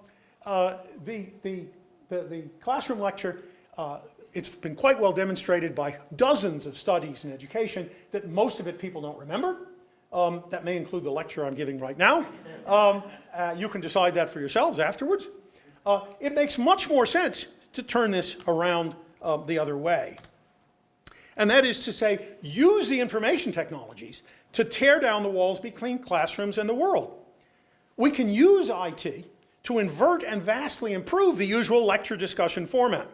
We can ask students to listen online to lectures, or to read texts, or to listen to podcasts, or some other kind of electronic form of communication. And then we can have them come to class to discuss those things. Right? So why in the world do we want people to sit in a room bored to tears for an hour and a half, when in fact you could do that stuff at your leisure when you want to do it, in your dorm room or in wherever you live. You could do it with some friends and laugh over the bizarre clothing that the lecturer has, or how utterly unintelligible it is, and then come to class and discuss serious stuff. We need to make more of education into group projects. The fact is that most of us are going to spend most of our lives working in groups, but we treat education as if it was entirely an individual thing. And one example which I want to mention here, one of my colleagues at Michigan State has done an absolutely fabulous job. He's a biologist, and he has a class in which the students do a research experiment on popcorn popping. And they do the literature review, they design the experiment, they do the experiment, and they produce posters explaining what their results were. This is new research. It's not research that just replicates what was done in the literature. It's new research. It's not groundbreaking research, to be sure, but the students find it absolutely fabulous. It's one of the very few times they actually get, as undergraduates, to participate in research. And of course, we can better integrate research and education. I won't say much more about that here. We also need to recognize the importance of what has become, what some German group has called slow science, and which I'm expanding to call slow scholarship. What they say is doing science requires time to read, time to discuss, time to fail. They note that science doesn't always know where it's going, and I would argue the same can be said of all scholarship. We need to reward research based on its substance rather than numbers. Research is not a race. And one way of doing that, by the way, is at tenure time or at other times when promotions of some sort are in order, ask people to submit the top X number of papers that they've written in the last period, rather than this laundry list of things. And actually have people read those things. Shocking, shocking. We need to become models of democracy, deliberation, and discourse. Not just amongst the faculty, but between the faculty, the extension staff, the students, and maybe even the general staff of the university. We could do a much, much better job of this. We need to help to produce sustainable societies, which is a really tricky thing, because we don't know what a sustainable society is. This is an iterative process, and by the way, builds on those questions about democracy and deliberation. The way to produce a sustainable society is not to say, oh, that's what a sustainable society is, now let's all go there. It's to say, now this is what we think it is, so let's start to go there, and 6 months later, let's go back and ask, is that really where we want to go? Or maybe a year, whatever time period you like. We need to assess assessments. There's this notion that if you have assessments, you can't actually bring serious criticism against them, and we got to get rid of that. Assessments, there is no perfect assessment of any kind, but the kinds of assessments that are currently used usually go by with nobody asking, well, wait a minute, what are the limits of this assessment? What doesn't get measured? Where will Goodhart's law get involved here, messing the whole thing up? We're not asking those questions. And those, by the way, are good, solid intellectual questions. They relate to the two Tolstoyan questions you heard from Scott earlier today. Who are we, and where do we want to go, or what do we want to do? And finally, we need to bring the arts and humanities back in. Because unfortunately, although the sciences originated in the arts and humanities 500 years ago, that's a whole other lecture which I won't give today, we've basically excluded them, and to some degree, the arts and humanities have excluded themselves. We need to bring them back into this discussion. So to conclude, I would argue that the current obsession with the market extends one order of worth to all human activities.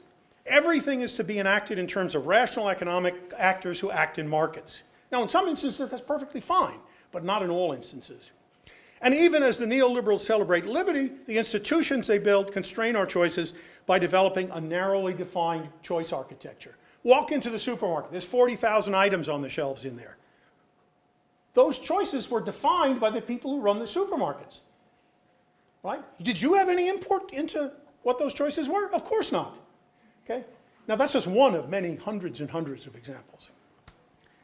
So again, I repeat, the result of the neoliberal model is not escape from state socialism, but its mirror image, that market actors are molded to replace state actors, and the solution is neither to banish markets nor states.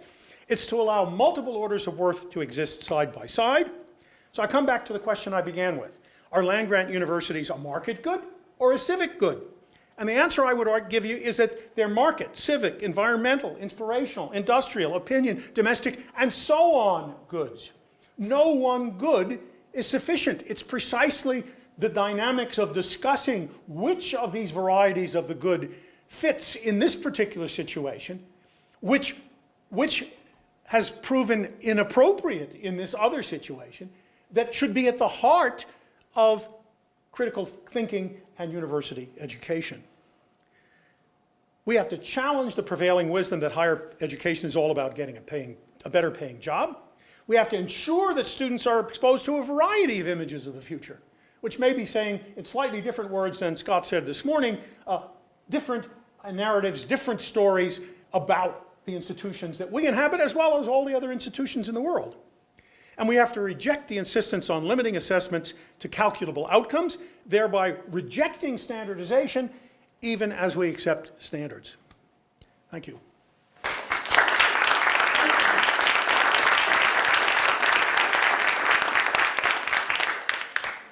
So Larry covered a lot of ground. Before we bring the other speakers back up, we can take questions or comments from him. Frank. Thank you very much. My question might be puzzling. Let's assume that... I'm sorry, would you speak a little bit louder? My hearing is awful. It's bad, yeah. My question might be puzzling. Let's assume I think that everything you said is right. How come that nobody hears you? What does it take that what you and the way in which you analyze is something that one does not only nods to, but that it produces decisions at the places where decisions are made? A fair question. I'm not in any way suggesting this is easy. But what I am suggesting is that probably university faculty have more ability to do this kind of stuff than people in almost any other profession. Doctors have become imprisoned in hospital infrastructures, and they can't do too much about them. So I move back here. Just so it's Sorry, because you're missing that, sorry. Doctors have been stuck in hospital infrastructures that they are literally chained to in a whole variety of ways. And we could go from profession to profession. University faculty are the only folks in which some notion of self-governance is still out there. It varies from institution to institution, to be sure. But also, our professional societies can be used as clout here. Our ability to discuss things with each other. And part of this is a matter of educating our fellow faculty members and say, wait a minute, is this the world you want to live in? Or do you want to live in a world that looks somewhat different? Part of it is getting involved in that deliberation and debate. Again, I would be the last one who says, yes, this is easy, or this is going to happen tomorrow. The neoliberals have been at this for 75 years. It took them 40 years before anybody took them seriously. We don't have 75 years. We don't have that time to wait to change this. Yeah, Larry. So Scott Peters started today with an ivory tower, and then the ideal thing is all the barriers to society are pulled down and we're part of the village. Now, your argument, I could say, my God, we need to raise the barriers and get up there and pull the drawbridge up, because it's not so good what they're trying to push, and they're trying to push it into the university. So that joining society, engaging in that world that's being created, is actually quite dangerous, and will take the university and integrate it totally into the market. And there we are, we're nothing different. We've lost that disengagement that allowed people to say, I believe the university is not just a part of industry and a part of all the rest of this, but it's actually disengaged, and therefore can give us advice that wouldn't come from the engaged university, even if it's engaged in all what we call socially good things. So the university is doing only social good. We're not doing anything for industry anymore. We're just doing good things that perhaps some of us would like to see done. We would still, wouldn't we then become something different? As I said, what we want to do here is to change selves. I would argue the vast majority of the American public presented with this would reject most of this, reject most of that neoliberal perspective. It's crazy. Why are we doing that? Okay. Each presented individually is often greeted with a, oh, that sounds reasonable. Oh, gee, it's wonderful I have more choice. Oh, gee, it's wonderful this and that. But when you put it all together, it's pretty obviously a disaster. It's most disastrous, by the way, in the courts, where notions of running the courts based on Calder-Hicks efficiency as opposed to justice has become commonplace. Now, I won't go into that, it's a whole other story. But the point is, most people would be absolutely outraged by the prevailing notion in some legal circles of what justice is all about. It's not about compensating the people who have things done to them. It's about maximizing total wealth. Okay. So what I would argue is that this involves also educating the public. That's where extension comes into this. It's a matter of having those discussions with the general public. The two folks in Oklahoma who somebody mentioned, I forgot now who it was, but the two folks in Oklahoma who are having those meetings all over the states are not going into those meetings with the idea here is the simple solution to this problem of water is just have a market. No, they're saying, look, there are all these other issues that have to be raised out there. And I think that's part of the game. You got to start re-educating people. And of course, you will be re-educated in the process, right? I'm not suggesting this is one way, this is two way. But it has to involve stakeholders as well. Larry, why don't we have Scott and Jim and Rose Sure. come up and take a seat with them, and we'll open this up to comments for questions for any of them. And you know, we've heard four perspectives here today on this topic. I imagine a lot of you are sitting there saying they didn't talk about what I think or whatever. And so this is your time to chime in from whatever perspective that you'd like to bring to the table or ask anything of these folks. And if not, I'm going to pepper them with a couple questions from myself.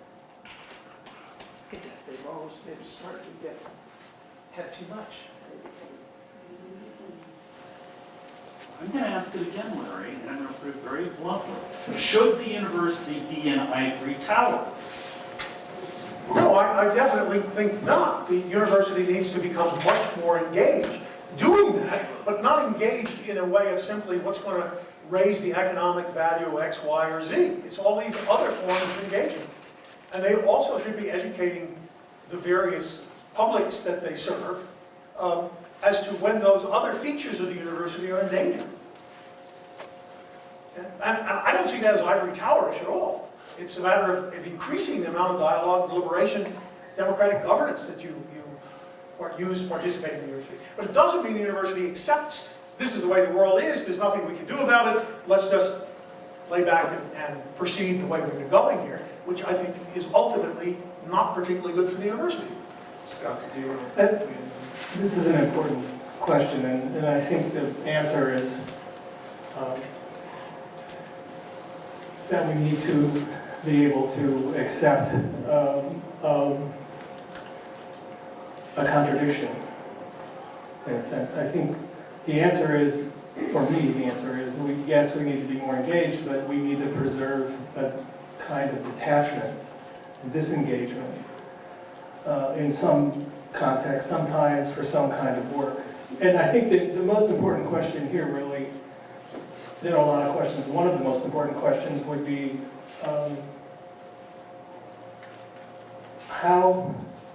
well, first of all, what kind of knowledge do democratic societies need to have? And who produces that knowledge? Where does it get produced? Well, that's a big, complicated philosophical discussion, but a quick way to answer it is democratic societies need knowledge they can trust. So then we have to ask, who produces knowledge that's trustworthy? What is that? What are the ingredients in that character? And, you know, I've had colleagues tell me it makes absolutely no difference whatsoever who funds their research. And they're quite adamant about that. And other people are quite skeptical.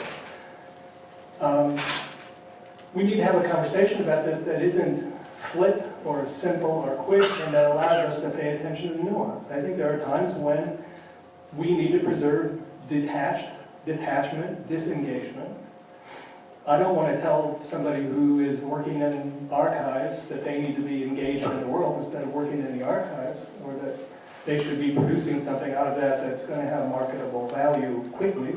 And this is something that's been echoed a long time. You know, the one little anecdote, I got a lot of stories from interviews. My wife is a state legislator.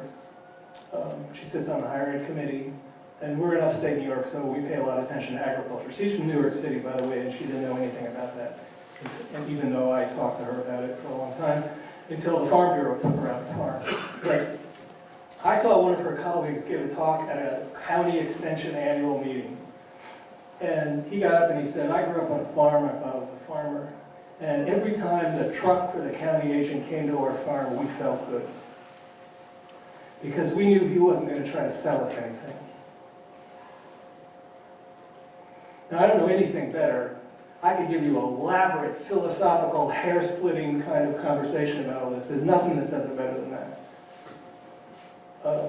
And that is one of the things we have to worry about in this context. And listening, Larry, to your talk, and being in the position I'm in now, how do we move beyond? I was talking to David about this, no slight about this event, but how do we stop doing drive-by conversations and move to a place where we're sustaining critical discourse and dialogue with administrators, with students, with faculty, with our community partners? We need to do more than just the one-off things, because these are complicated questions. And also because, and I am a student of politics through my wife, and her first advisor and listener to every day of her stories. Everything we're talking about, as you pointed out here, have serious legal, financial, these are wicked problems. They can't be solved with somebody's theory, or somebody's article, or a new policy. They have to be solved in conversation with, and in relation to a really robust, to use an overused word, assessment of power, and how do we get it, how do we build it, how do we use it ethically and responsibly? Because everything we're talking about here comes down to power, which is partly money, but it's also partly, this is what the prophetic tradition does, is it taps into a source of power that we can tap into when we're standing up for deeply felt and held ideals. There's power in that. How do we exercise that effectively together? So, back to your original question, I think we need to be able to say we need to preserve detachment in some sense of that ivory tower, but we also have to be deeply engaged in the world. We have to do both of those somehow. It's actually coming at this from the opposite perspective, from Martin's, and I think it builds on Scott's last statement. Larry, you mentioned these big challenges: climate change, water. Rose mentioned livelihoods and access to food for 9 billion people. I mean, many of us at this campus are motivated, we're passionate about those things. But in 21st century public finance in California, you look at the resources we get from the state, you look at what it would take to actually contribute to those global issues, you're frustrated because competitive grant making is driven by agendas that lag way behind. And so you say, well, philanthropic support and corporate support. Now I realize that there's a basis for saying there's no way to be objective if you're taking that money. But if you're trying to find this middle path, and maybe it's the tension that you're talking about, is there anything we've learned about creating tension so that we can somehow navigate that dilemma? Or is it a fool's errand?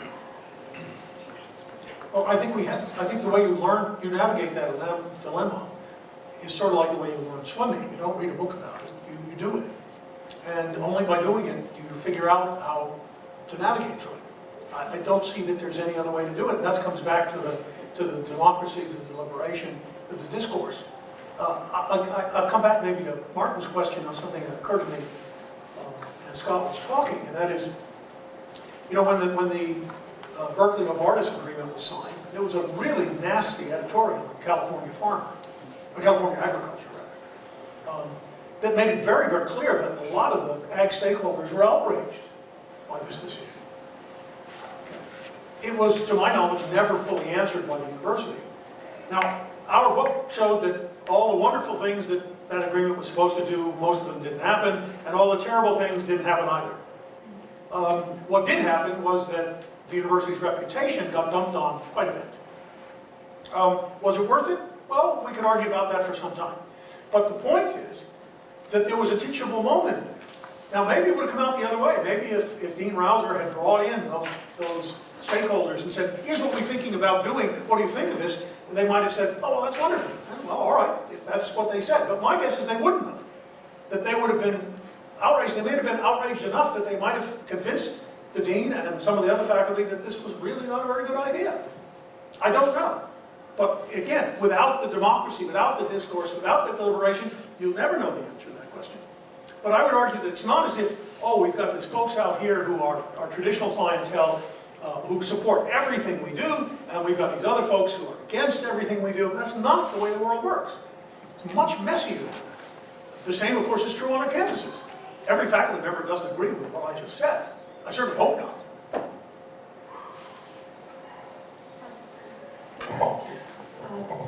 I think that the ambiguity has always existed throughout the course of the university's life. I don't think this is just something new. And I would also say, too, that I think, actually, that tension can positively propel us.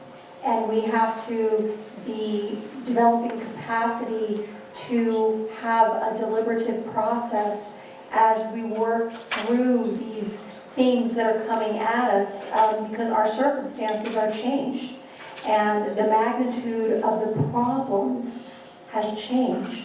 And it's not, it's not just California anymore. It's California within a global context. And I think really that we just need to be deliberative about how we work through the tension. I'll take a stab at answering Martin's question. We can't solely be in an ivory tower because we risk the work that we do being limited to potentially just being conjecture or irrelevant. There's some problems, the crises that are coming are so complex, and the knowledge we produce in that, we can't be separate from where the problem is actually occurring. And even if we did articulate it in a separate place, we have to apply it in communities that are extremely stressed. So the educational component of that distance between an enclosed university and the society can't work. So while qualitative or even better participatory research is messy, it's potentially labeled not rigorous, it is highly effective in making change, and we will need some change coming up. If I could, I always want to let Ruby Greensmith talk. I'm really just humbled by the men and women that I have discovered in my research, and the simple language and the way that what they're communicating, profound truths. We don't seem to be able to talk that way anymore. We're loaded with jargon and it's too ideological. In relation to the question, sort of this ivory tower question again, and also the bigger issue of sort of how do we understand what this extension thing is and why anybody should care about it. And not being the vice president in the position that you're in, there's a lot I don't know about what it's like to sit in that chair. And I have a kind of a profound sense of the difficulty of anybody being an administrative chair and the things that are coming at you and the limits to action and everything else. But I want, and also the story about the Napa Valley, which I do think beautifully exemplifies something important.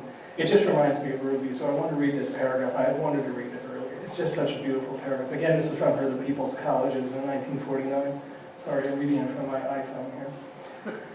There is vigorous reciprocity in the extension service because it is with the people as well as of the people, by the people, and for the people. It not only carries knowledge from the state colleges to the people, but it also works in reverse. It carries from the people to their state colleges practical knowledge whose workability has been tested on farms, in industries and homes and in communities. In ideal extension work, science and art meet life and practice, which is truly a fabulous sentence. In ideal extension work, science and art meet life and practice. Mutual benefits result for the people and for the educational institutions they support.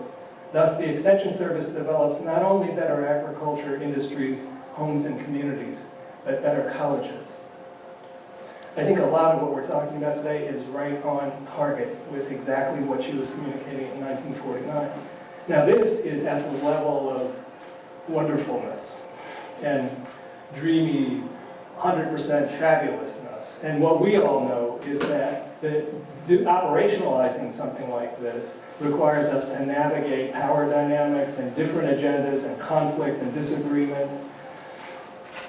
And so one of the whole reason I came back to this and thinking about this is I think one of the things we need to put on the table, and this relates to the industry funding thing, I think, again, easy to say, harder to do, is that we need to recognize that to do the work of the LandGrant Mission in the best spirit requires the development and sustaining of public relationships.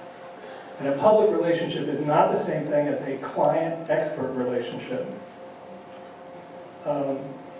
In 1939, they held a conference at USDA that M.L. Wilson organized. He was the director of extension under President Roosevelt's term there, called Democracy Has Roots. And it was a powerful moment of viewing farmers and the American people as citizens. During Bill Clinton's administration, the Secretary of Agriculture transformed farmers into customers. Now, this is the neoliberal thing. Suddenly, farmers were just customers. You can't have a public relationship with a customer, a civic relationship. One where, and notice that what Ruby Greensmith was saying here too, I want to point this out, she was not saying that the only thing farmers do is bring their problems to the university. That's important. I don't disagree with that part of the value of our work. They don't do that. They also bring their knowledge. They know things. People know things. Amazing, isn't it?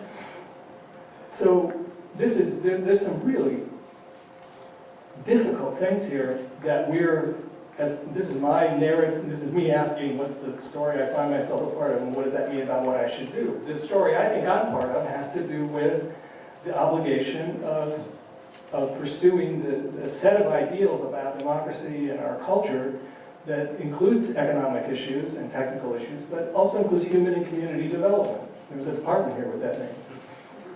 And so what does that mean for our obligations? And one of the most fabulous things I found in my research is just how powerful gardening and the work that was done with kids, especially in gardening. And when you read what people wrote about that, there's a woman who wrote a book called When We're Green, We Grow. She, for 30 years, was in extension in North Carolina. When We're Green, We Grow. One of my favorite passages in that book where she talks about a canning demonstration in a little village. And she raised it up to the level of the pursuit of liberty and freedom and opportunity. It wasn't, she said even, it wasn't just about canning.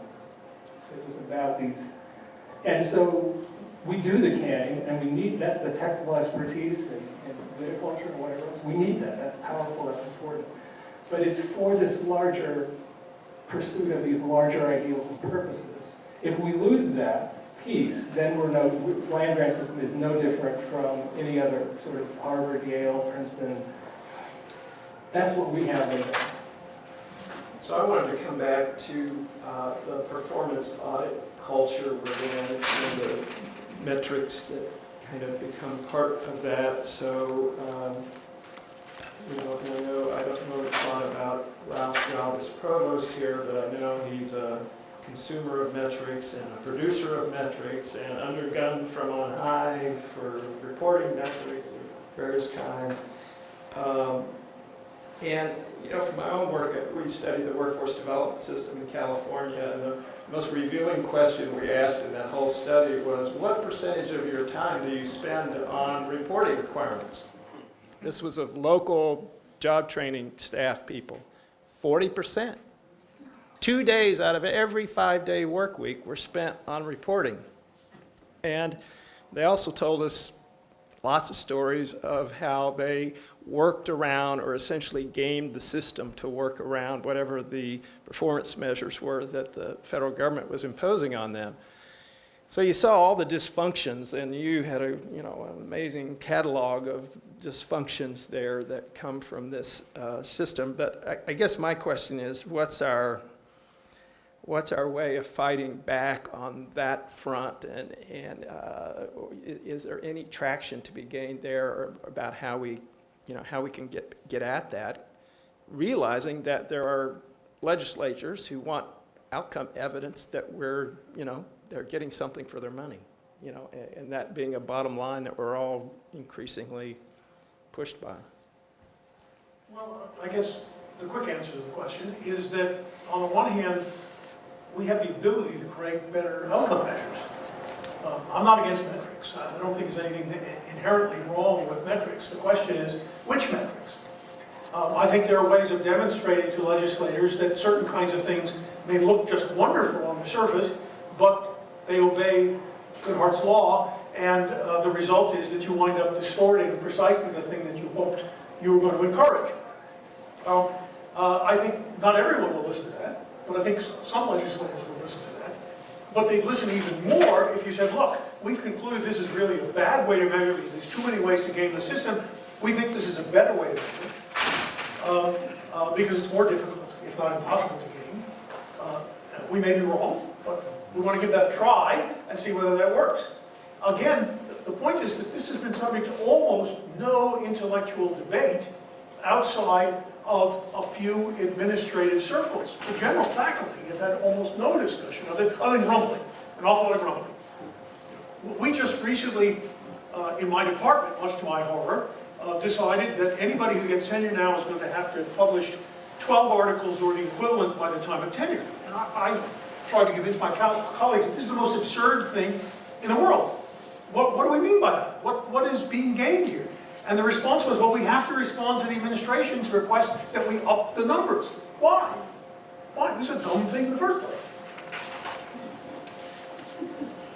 So, in evaluation circles, this gets talked about some, and it gets back to narrative too, because, a lot of the push within that world is, numbers, but numbers and narratives together are likely to tell a truer story than just numbers alone or narrative floating in just wishland or whatever. Barbara. I just have two kind of different comments. One is this whole idea of that idea of the Merchants of Doubt, that book that you were talking about, this insidious ability with these short little phrases to twist or insert doubt into everything from smoking cigarettes doesn't hurt you or harm your health because my 80-year-old grandfather is still alive and has smoked 10 packs a day, to ozone holes and all that stuff. So there is that issue of how general, how easy it's become to insert doubt into science and what science is. And science isn't black and white. Science learns from mistakes and experiments and a body of evidence that moves forward. So there's that. I think another thing we need to think about in this conversation is that one thing we can do to fight back against this is to get back to how we're going to have models of education that help with critical thinking. So things aren't a soundbite. So everything we learn isn't on the internet. And I have my own daughter who's a sophomore at UC San Diego, and she is just like the rest of her generation. She has been taught her entire school life to the test.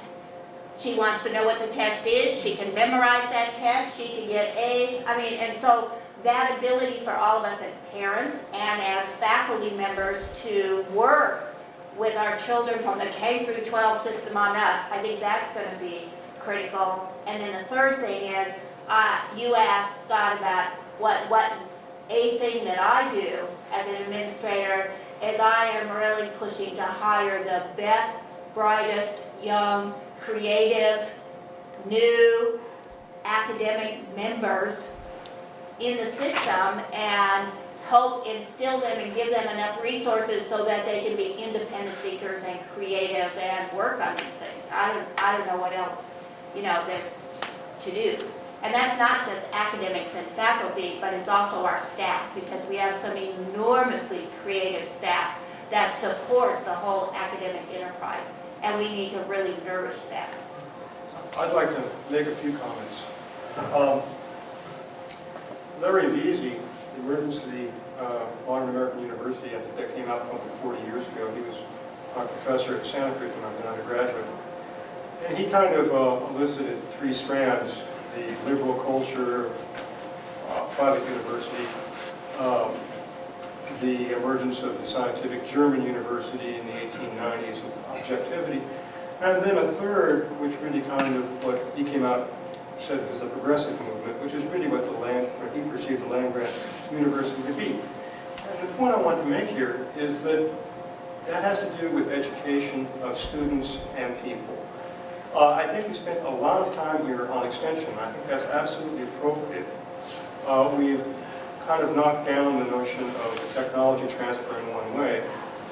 But I think that what I would like to leave you with is the value and the importance of the time with your students here. And getting away from the large lecture school. Teaching critical thinking. During my interviews for the Napa study, I met with Andy Hoxie, who's a grape grower, third generation or fourth generation Napa. And he went to school here at Davis. And he went and he bought, there was a winery that had become vacant, which he bought. And the reason he bought it wasn't because he wanted to transform his own grapes, because it was much too large for that. He wanted to be able to have other wineries, other grape growers, make their own wine there and have their own brands. And I said, why did you do that? He said, when I was at Davis in a rural sociology class, he said, I can't remember the exact study. I think it was one of the studies down comparing two towns down in the Central Valley. Well, you guys know which one it is, I don't.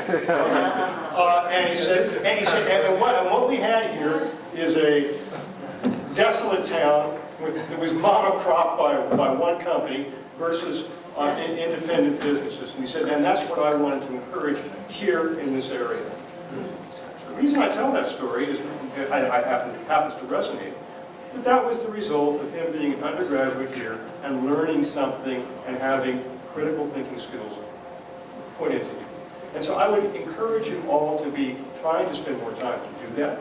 And I would also encourage, and this is a difficult one for Barbara, because I know Danner has tried to do this, is to make that bridge and bring back information to faculty to help them become more involved onto what those issues are. And it's extremely difficult to do that. I'd actually disagree with the notion that it's a bridge and it's a two-way path back and forth. I really disagree with that entirely because it really is a network of information out there from different sources. And that communication network absolutely can be strengthened all the time. But it's not a bridge. Bridge is very 19th century, network is 21st century. It was kind of a medieval set of pictures. They were nice pictures though. Just briefly here, I think, I don't disagree with what you said, I am completely in agreement, but I want to point out that particularly in the lab sciences, the beginning courses are very often a matter of learn what the facts are in the textbook and do canned experiments in which we already know what the right result is. That's not science. No. That's memorizing a bunch of stuff. And I teach an undergraduate science and tech class, as I mentioned earlier, and one of the things I pointed out to them is if you pick up a 50-year-old biology textbook, roughly 30 to 40% of it is wrong. What does that tell you about current textbooks? Well, the students have never asked that question before, and they were absolutely shocked. You mean that 30% of what we're learning might be wrong? I said, it's worse than that. You don't know which 30%. That's a critical thinking. I would also say it depends on what state you live in, what the percentage of the textbook. Yes, that's true too. That's true too. Well, you know, this is, this point comes, when I think about the charge to promote a liberal and practical education, if we take the word "and" seriously, then what follows is, how do you make sure that the education students have isn't just liberal or just practical? And the practical really is not in the Aristotelian notion of practical, because that's a moral and ethical notion. It's technical, it really means technical. And you know, Wendell Berry, this critic that I mentioned, condemned land-grant universities for first offering a liberal or practical education, and then abandoning the liberal altogether. That's what his claim is, particularly about colleges of agriculture. And there are trends in closing down departments and fields, and you know, things that are reinforced by metrics and funding that make it difficult to sustain. But I also will say, and as I've learned from my oral history interviews, at least the kind of generations that I've interviewed of natural scientists, biological scientists, many of these people are deeply ethical and thoughtful, and they provide a liberal and practical education for their students. It doesn't mean that they don't have to take courses in ancient literature or other things that humanities offer, but it does mean that there are faculty who have a big, broad vision of what it means to be a scientist and what things should be thought about. And that's fairly invisible, and it's something that people that always tell me when I do these interviews that they've never talked to anybody about this before.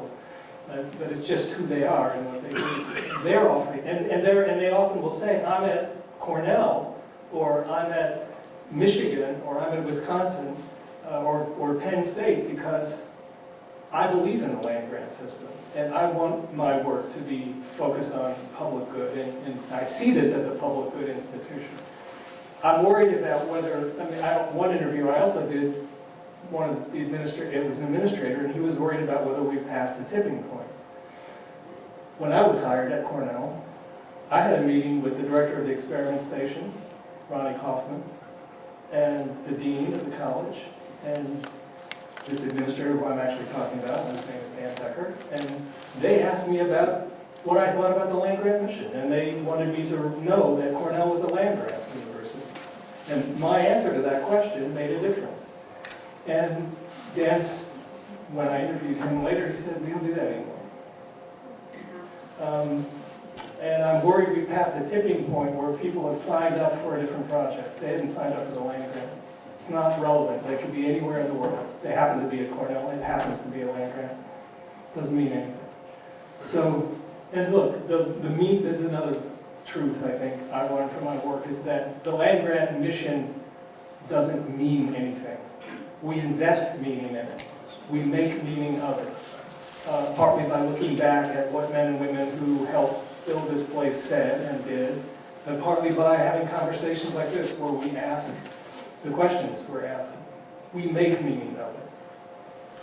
So I'm going to suggest that we move the conversation out to some food outside here, and I call our joint session to an end. Thank you all for staying to the end, and join me in thanking our four speakers one more time.